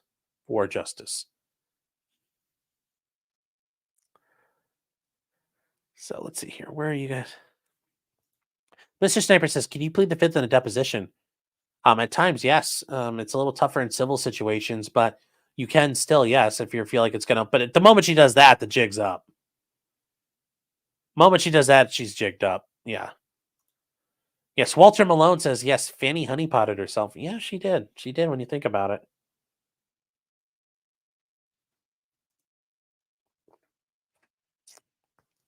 So that is what's going on there. Which couldn't happen to a nicer lady. Couldn't happen to a nicer lady.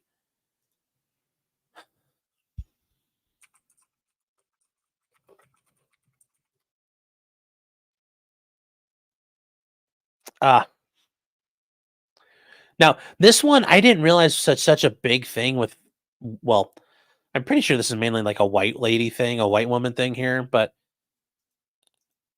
the Stanley Cup stuff. I didn't realize that there was a brand of, these are basically like a Yeti competitor. At first, I'm like, why do all these white women like fucking hockey all of a sudden? That they want Stanley Cups. Like, okay, whatever. Hey, interest in hockey is an interest in hockey. But apparently there's a Stanley brand cup company, and these white women, they go crazy for them. So, a lady was accused of stealing 65 of these, valued at $2,500. Which, yeah, that's good stuff. That's some good stuff there. She also got a DUI at the same time she did it, where she stole all the cups. So good job. Good job there, Delaney. And here's what she stole: all these cups. Which that's $2,500 right there. Hey, I guess. Keep your cold stuff cold and your hot stuff hot. I mean, I don't even think people were this crazy about the Yeti stuff when Yeti got big, but hey, who knows? But that's a lot of them. That's a lot of fucking cups. That's just a lot. I don't know where those all go. So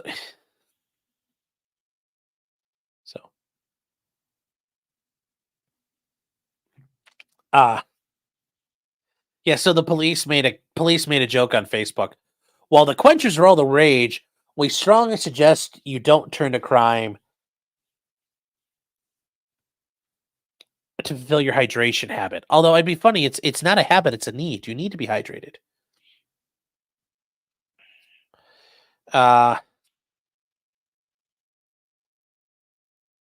These $45? Jeez, and they're all over TikTok. Well, that's why white women are all about this. Oh, these were once marketed outdoorsmen. Okay. Cups have become so prevalent, kids are bullying their friends for not having Stanleys. Jeez. Yeah, that's a lot of them. That's damn. Well, I guess we now know how many Stanleys you can fit in the back of a Mustang. Oh well.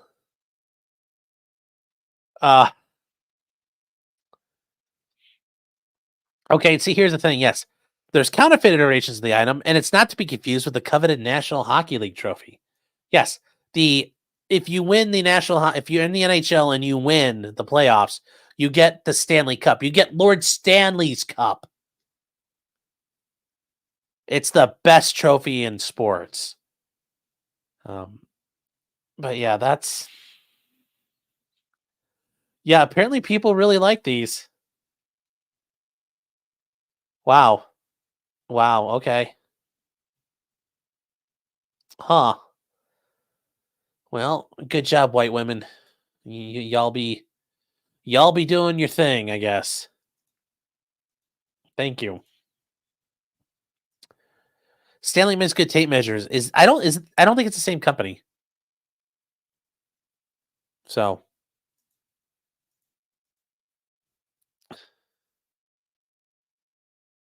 don't do TikTok, yeah.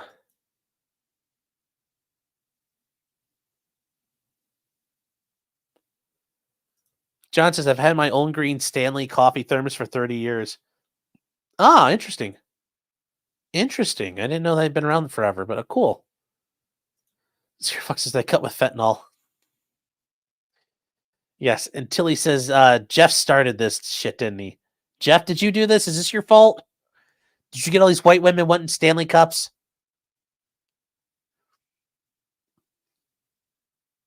Yes, because I've been drinking from a Stanley glass for ages. Yeah. Stabby says they must keep wine chilled really well. Oh, Ponzi says it's the thermos / Stanley. Oh, okay. Well, thermos has been around forever. Okay.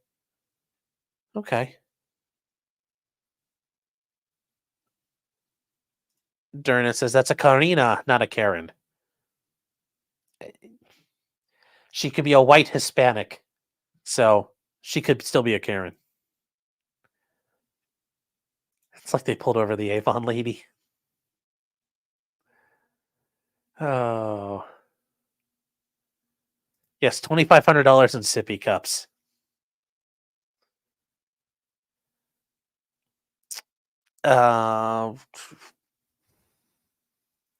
Jim's saying, oh, I see this, Jim. We'll talk about that at the end real quick.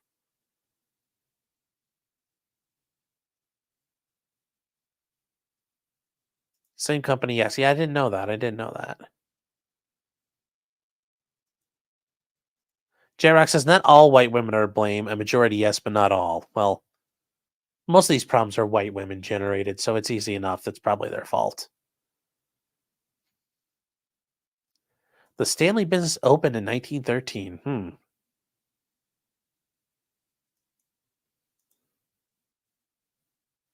So, Scuddex says it's worth the leech to metals. Oh, and here's the thing: the manly colors are at normal prices. Okay. All right. Well, that's good to know. I was just wondering what the hell that was all about because I didn't know. Um,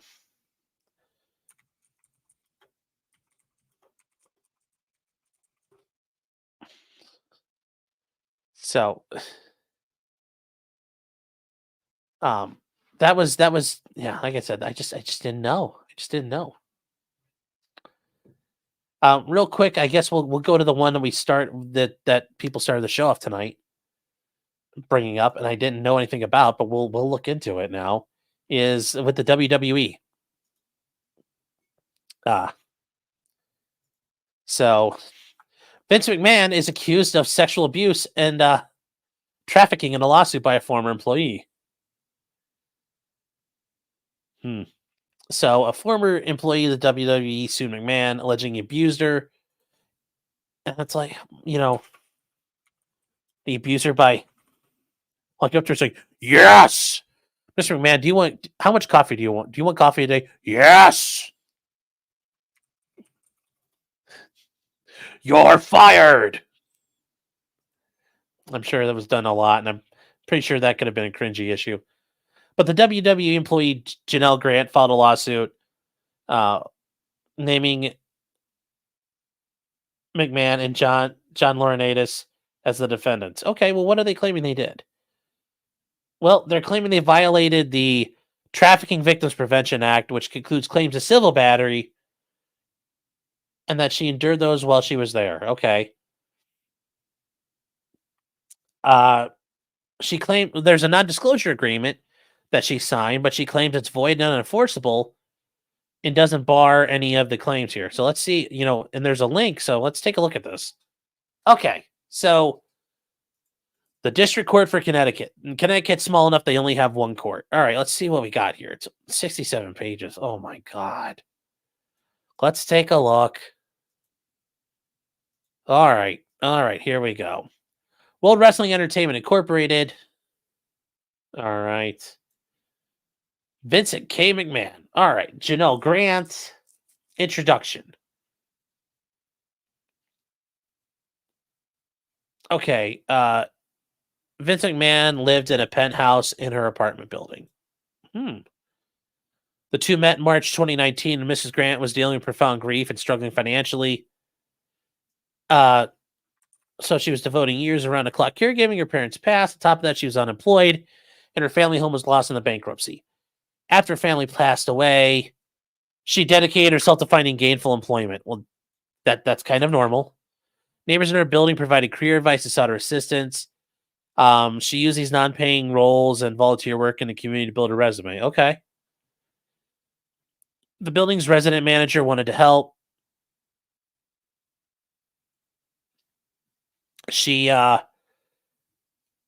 The lady texted, so she messaged Vince to ask whether he would talk to her. And Vince responded, "Oh, yes." He befriended her, giving her hopes of a new life. Okay. Showering with attention and assurances, along with gifts like an experience at WrestleMania. Cool. What seemed like a dream became a nightmare, though. As McMahon dangled career making and promises in front of her, he demonstrated a lack of boundaries. During several meetings that were ostensibly about a potential job, he greeted her in his underwear.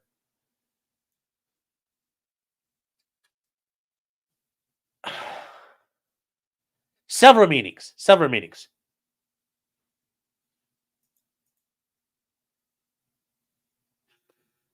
After the first one, she wasn't like, I'm out. Sorry, I'm done. That, like, what, yeah, like I said, I'm not trying to victim blame here, but like, at what point were you like, yeah, I'm out, fam? Touched her repeatedly, asked for hugs. Aww. Well, if she was grieving, he's asking for hugs, and spent hours sharing intimate details about his personal life. Okay. Like what? Like what?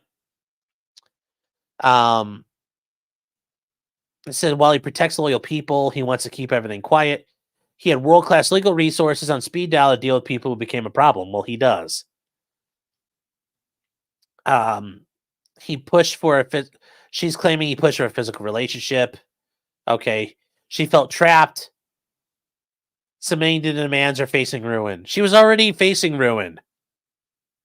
So she feared she had everything to lose. And face negative consequences no matter what happened. Well, then why would you give in? Well, if you're gonna get screwed no matter what happens, just bail. I guess I don't know. We're not making much sense here.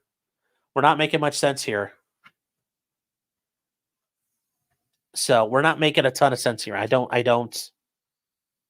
get it. But what do I know?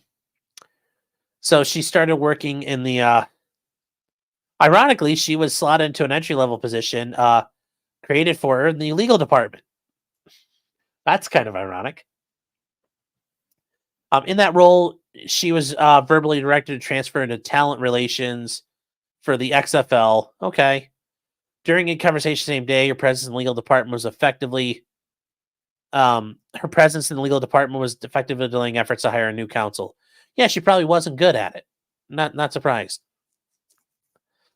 She would be promoted to vice president of operations in the talent relations department. Okay. But then they said they needed her to begin as a director, but promised her a VP position. Okay. She tried to end the sexual relationship, and she came to understand it as part of the employment. She had no idea how sordid it would become. The psychological torture and violence. Okay. McMahon began sharing sexually explicit photographs. Okay. With other men inside and outside the company. Like who? And a former UFC heavyweight champion with whom the WWE was actively trying to sign a new contract, and ultimately they did sign a new contract. Who? Let's names, please. Names. I'd love a name. Put the name down.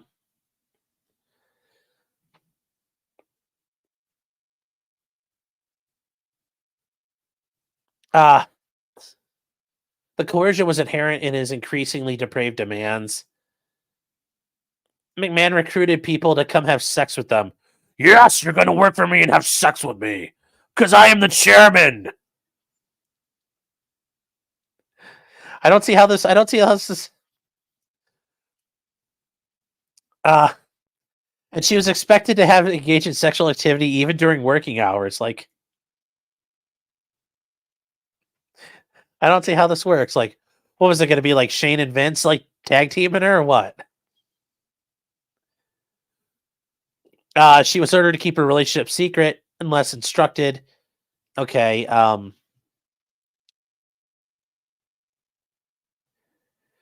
It was replaces her role for her as a bitch, his fantasy, and his porn star. Okay. While intermixing softer descriptors like girlfriend, baby, and love. Okay. Extreme cruelty and degradation. Okay. She became numb to reality. Yeah. Okay. Like what? Okay. Now we get to examples. Okay. So she's claiming he defecated on her during a threesome and then commanded her to continue pleasuring his friend with feces in her hair and running down her back.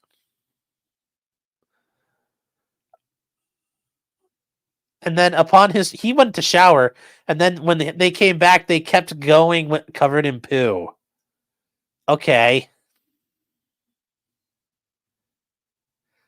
Oh, yeah, I'm pressing X to doubt really heavy on that one. I'm pressing X to doubt. Yes, that's hot. Yeah. Cousin here is like, yeah, LMFAO. Yeah. Hold on. Yes, I guess it's time for this again. Was this story based? Yes. Pretty based. Yes, X. Block on King! He gave her a Cleveland steamer! Oh, that'd be great if they could. It'd be great if you could have the WWE announcers talking this one. Wonderful Galaxy says, Shane, don't have your Ralph moment. Oh, God. We're going to keep reading. I'm going to read. God, this is almost like it needs its own segment because this is just goes on and on and on. Okay, yeah, we're going to have to. This is really good. Oh, my God. This is so. Maybe I'll read this tomorrow because this looks fucking hilarious. Oh, my God. Here. Okay, wait. Okay, let's see here. Let's see what some of these are.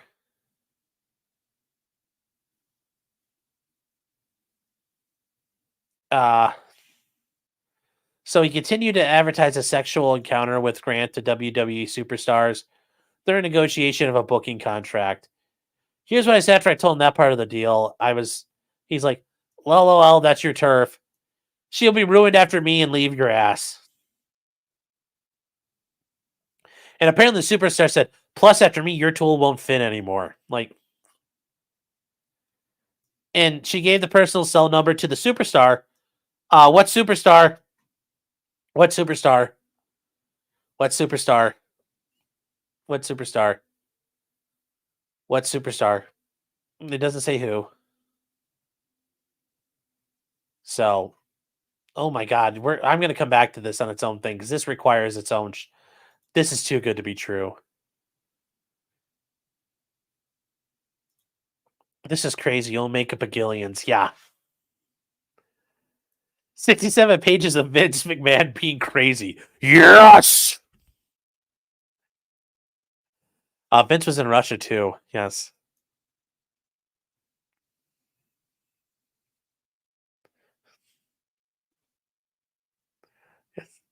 Yes, Vince is like, stop the damn threesome! I'm sorry, guys. My Vince McMahon is not the best impression at times.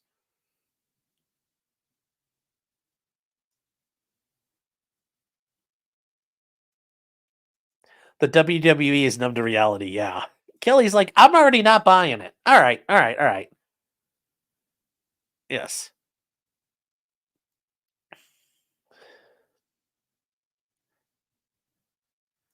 Probably CM Punk, wasn't it? I don't know.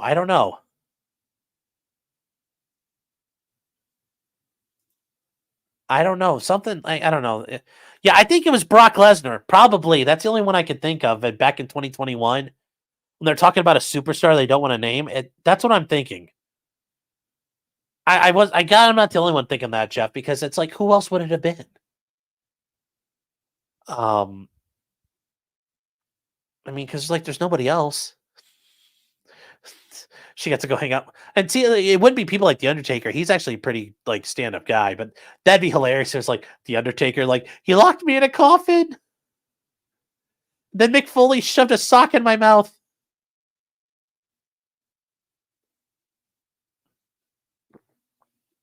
Oh, before I get too far, you guys can get mugs like this just because it did doesn't mean you're guilty. And with all of that kind of merch over at the merch link down below. If you guys look, it should be right at the top of the things if you click down there. We have some other merch we're trying to work on, but apparently Teespring thinks I'm violating copyright, and I don't know a trademark, and I don't know how, so we'll see. But yes, Jeff, you're right. If it was Brock Lesnar, yeah, he probably would like split her in half. I'm curious to know. Yeah, he's probably a big dude. So that says, yes, look at the vascularity of these allegations. The physique.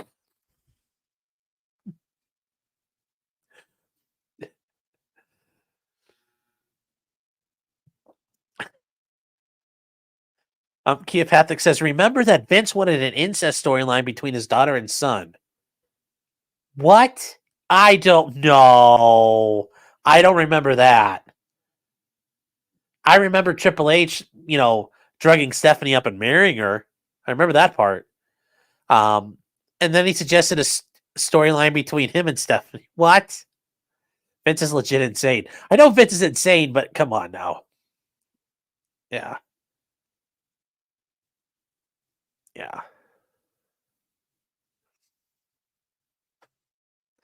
Yeah, that's what would happen. It's John Cena. So she's like, I'm not going to do that stuff, Mr. McMahon. And John Cena comes, busts through the door all naked. Are you sure about that? Oh.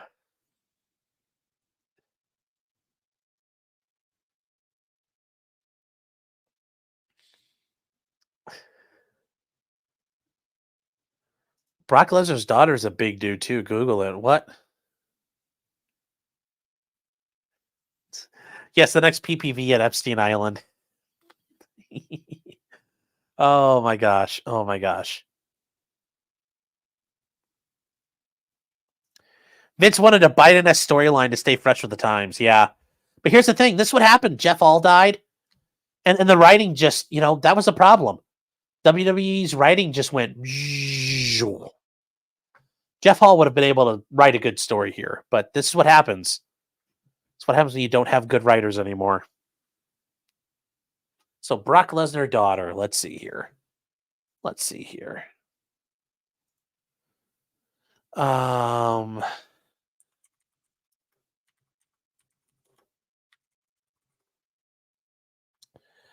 wow.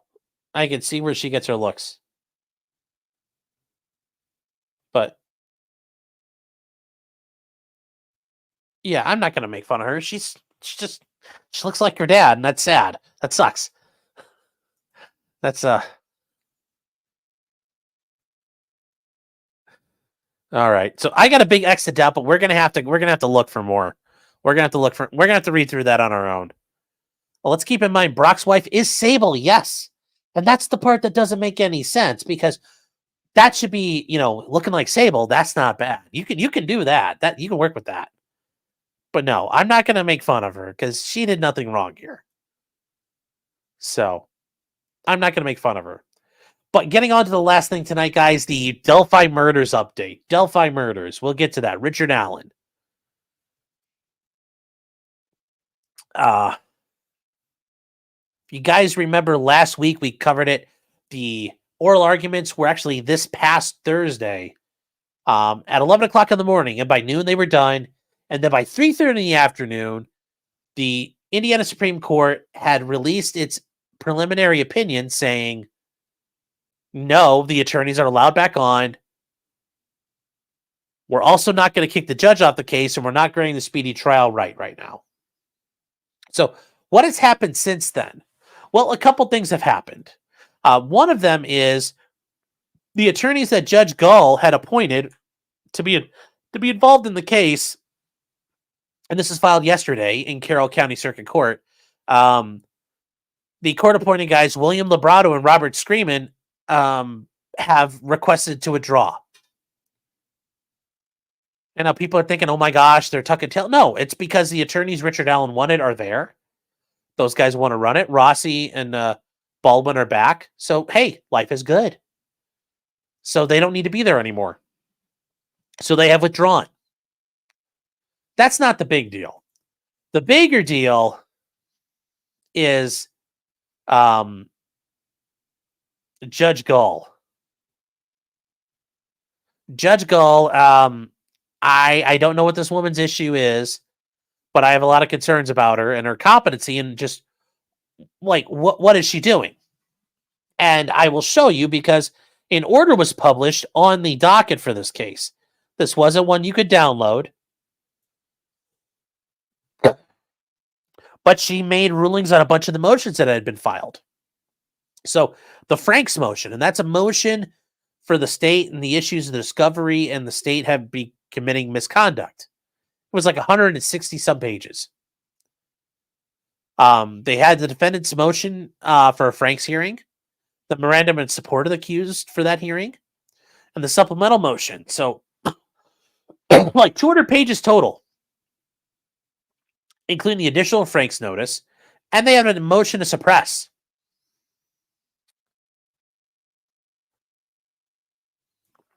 These were all taken under advisement.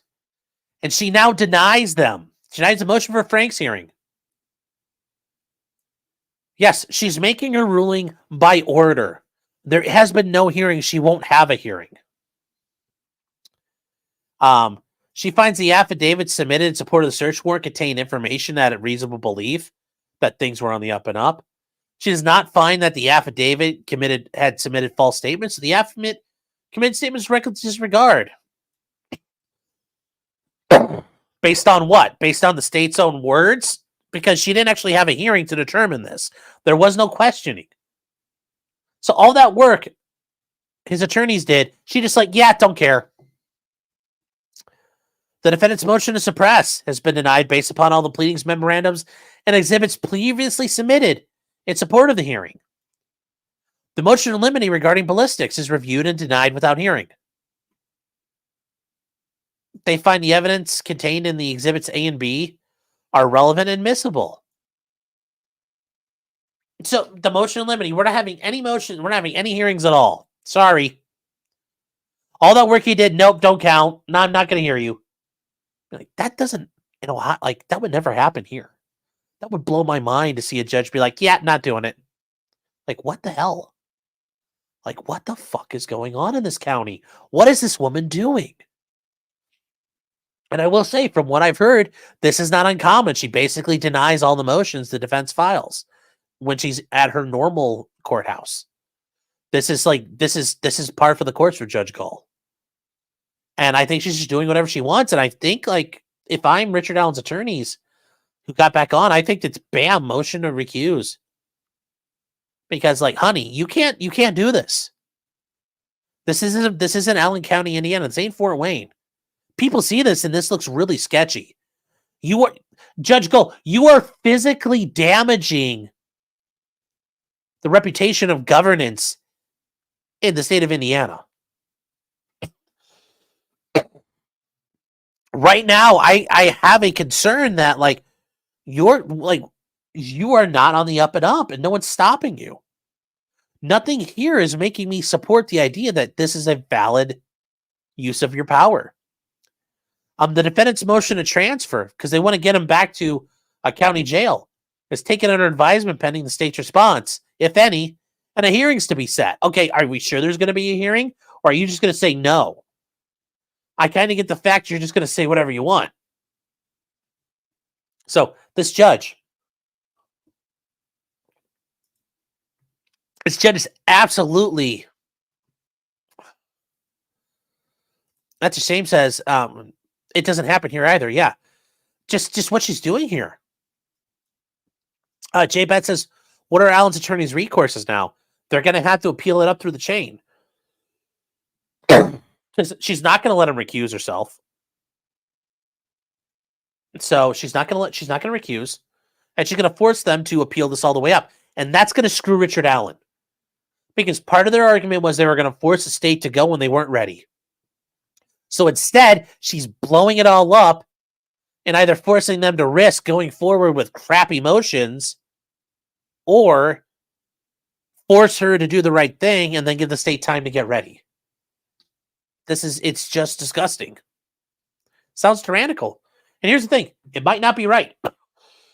Excuse me. That might not be the case, but she's not making it look good. This doesn't look good. And I've said this before. I kept saying this on Eric Hunley's thing. Whatever reasons she has are going to be completely moronic. I don't know what this woman's deal is anymore. This would be awful. This would be awful. If this happened here in Ohio, people would think this person had a stroke.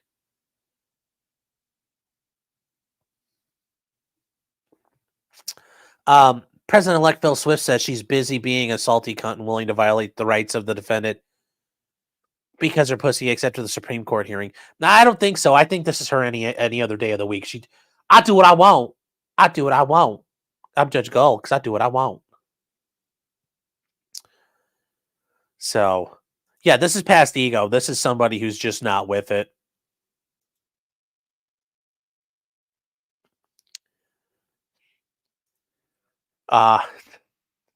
DK says, me on 1.5 is on the edge, and I don't think I could go faster. Kim Knight says, "Remember to tip your YouTube host." Yes, that's it's always appreciated. Also, like and subscribe. Yes, and Carrie's right. They're trying to kill Richard Allen. They're trying to kill her. They're trying to kill him. And Eric Fulham says, "Has Gold pulled this shit in other cases she's been involved in? From what I understand in the discussions I've had with people out in Indiana, in Allen County, in Fort Wayne, this is like par for the course. She just denies everything. You don't really get anything good in front of her. She denies everything, and she's kind of a shit judge." So,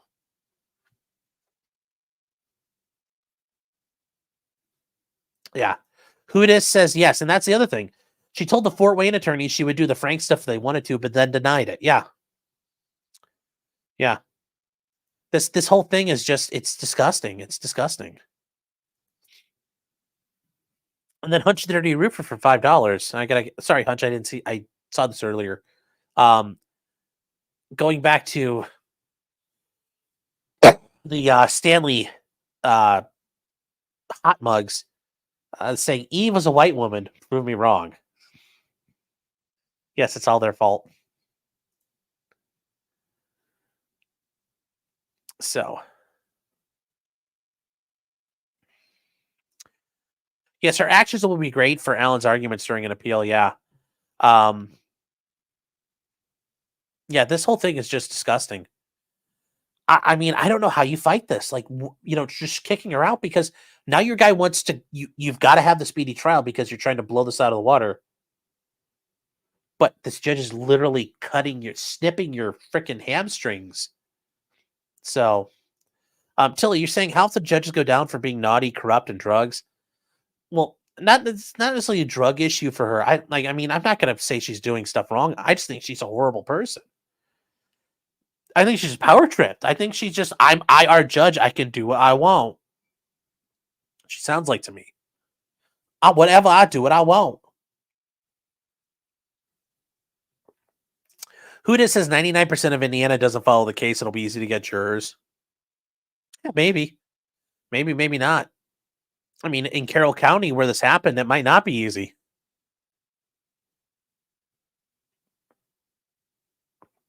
I don't think she's on drugs. I think she's just an asshole.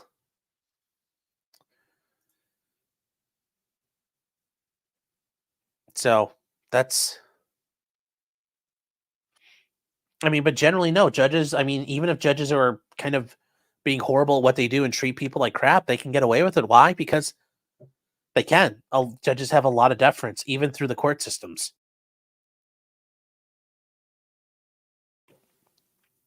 Zaven says, would change a venue also change the judge? No. The judge, she's assigned to that case. So wherever the case goes, she goes along with it. So even if they moved it to the other end of the state, she would go along with it. So it'll be interesting to see what happens. I don't envy Bradley and Rosie right now, because this is going to be tough. This is going to be some soul searching, and you got to do this with your guy who the guards are actively trying to destroy, and you've got to try to figure out your game plans in the very short window. It's going to be rough. It's going to be rough. But you know what? It seems like those guys are the ones for the fight. Richard Allen loves them. They get along great. They have a good rapport, and they believe him, and they believe in him, and they're willing to go to. These guys went to the mattresses for this. That's the thing, and I said this before. These guys went all out. That was the beautiful part of what these guys did, and the other members of the public defender community out there. It was like, bring them out, bring them out, bring them out. Like, these guys came out and strapped up, and they didn't give a shit. They went for it, and they're going to have to keep fighting this person. Think about it. It's one thing you're fighting the state, but the judge is the most obstructive part of a case. That's hard to fight. You're fighting an immovable object, and so far they struck a major blow against it. But yeah.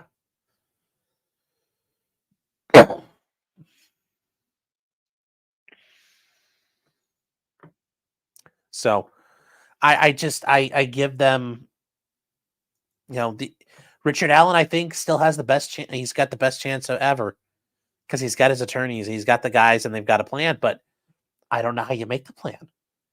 Like, how do you plan from here? There's going to be J-Rock says in Georgia, venue change does change the judge and the entire docket. Yes, but she was a judge who was brought in from out of town to be the special judge, so I'm assuming she would be able to keep going.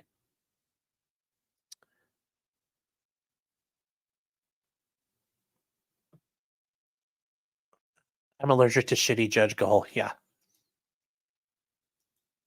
SB Seller says that court doesn't have a chief judge who they can go to for relief. Those judges aren't going to, even if there are, she's a special, given how this is broken down, those judges in that county have recused themselves. So it's just Judge Gull. And from there, they got to go up to the Court of Appeals and then the Indiana Supreme Court. It's going to be, yeah, it's a complete mess. So that's, and I will say this much. I have watched a couple different podcasts out there. And one of them, they talk about like, oh, everybody's slimy or sleazy or it's like, no. And this one, though, I will say, like I try to tell you guys all the time, there's never a conspiracy. It's not like Netflix. There's no conspiracy.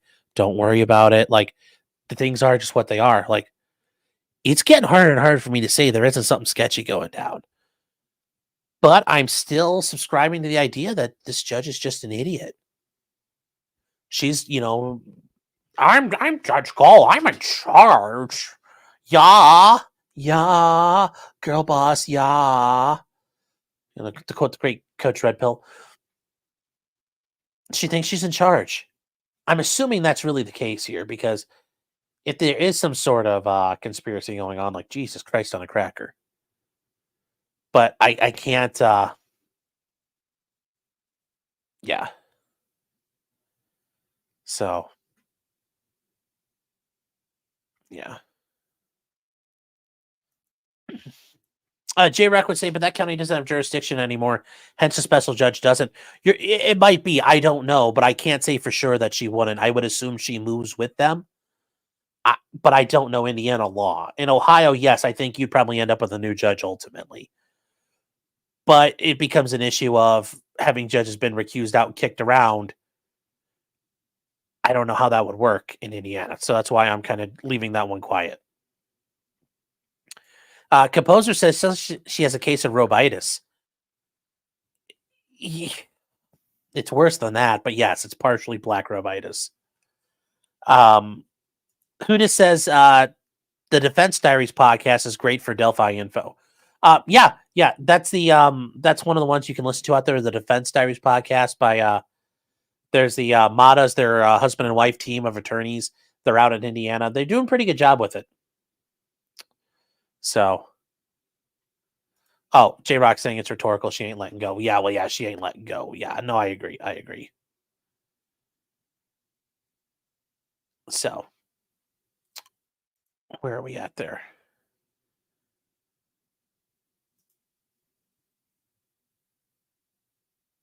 Patty says sometimes there's conspiracy. Yeah, but I'm still not there yet. We're dealing with incompetent and corrupt people. That doesn't necessarily make it a conspiracy. It's just there's incompetent and corrupt people in governments, and it's all colliding and manifesting at the same time. So that's all I can say. So, all right, guys, that is it for tonight. We are all caught up. If there's any other updates on Richard Allen going forward, we'll definitely look into that. That Vince McMahon lawsuit. Oh my God, we are going to read that. That needs its own session. I think it's going to be great. We'll work on that. And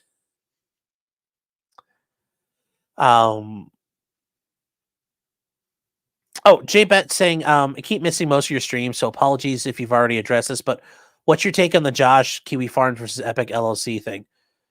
Well, Epic seems to have a problem. I mean, they've made some claims, and then they went ahead and, said, look, it's all child pornography. And, Kiwi Farms like, no, because you blurred out and you manufactured your child pornography claim, your CSAM claim.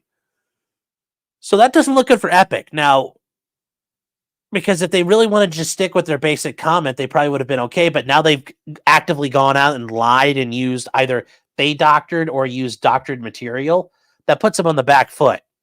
It's not 100% an automatic pass to go, Epic's going to have to start writing a check to Josh and the farms, but it's not a good spot for them. If I was their attorney, I would be I'd be sorting this out. Like their PR person who's running the Twitter account needs to have it taken away from them, and they need to fucking work something out because this is not gonna.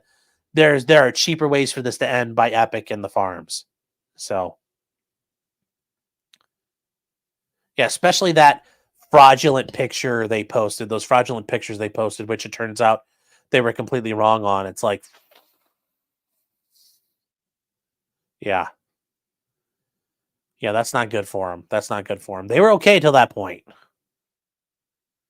That's a problem with internet fights. They don't end well. It's easy to step all over your wiener when you do those. All right, guys, that's it for tonight. We're wrapped up. Ooh, 2 hours and 20 minutes. We are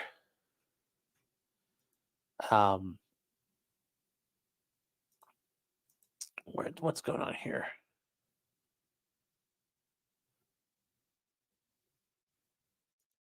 So yeah, we are all set. Oh, Shade Chaser says, going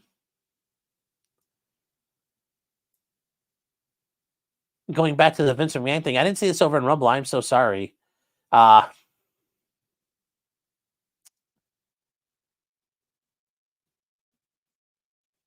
said for $2, why would Vince McMahon shower, return, and get crap all over him again? Vince McMahon's crazy. I mean, crazy people do crazy stuff, so I don't know. So that's all I can say there. That's all I can say there.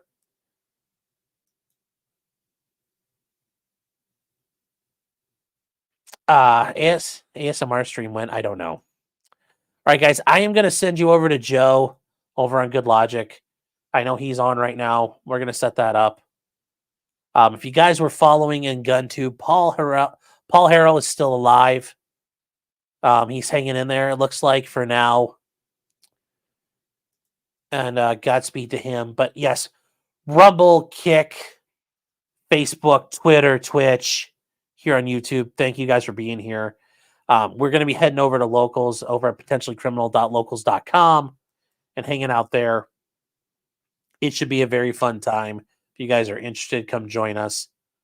And I am going to send you to Joe right now. And you guys have a great night. Tomorrow or sometime this weekend, we're going to do that Vince McMahon thing because that's... I need to read this a little bit and get prepared. Or you know what? I'm not going to read any more of it. I'm not going to read any more of it. We're going to react to it live. How about that? But we need some time. That's a lot to go through. So remember, until next time, guys, just because you did it doesn't mean you're guilty. Good night, everybody. And we will be finishing up Michelle Draconis too pretty quick. So just you guys just keep your eyes peeled. We'll be catching up on her as well. So good night, everybody.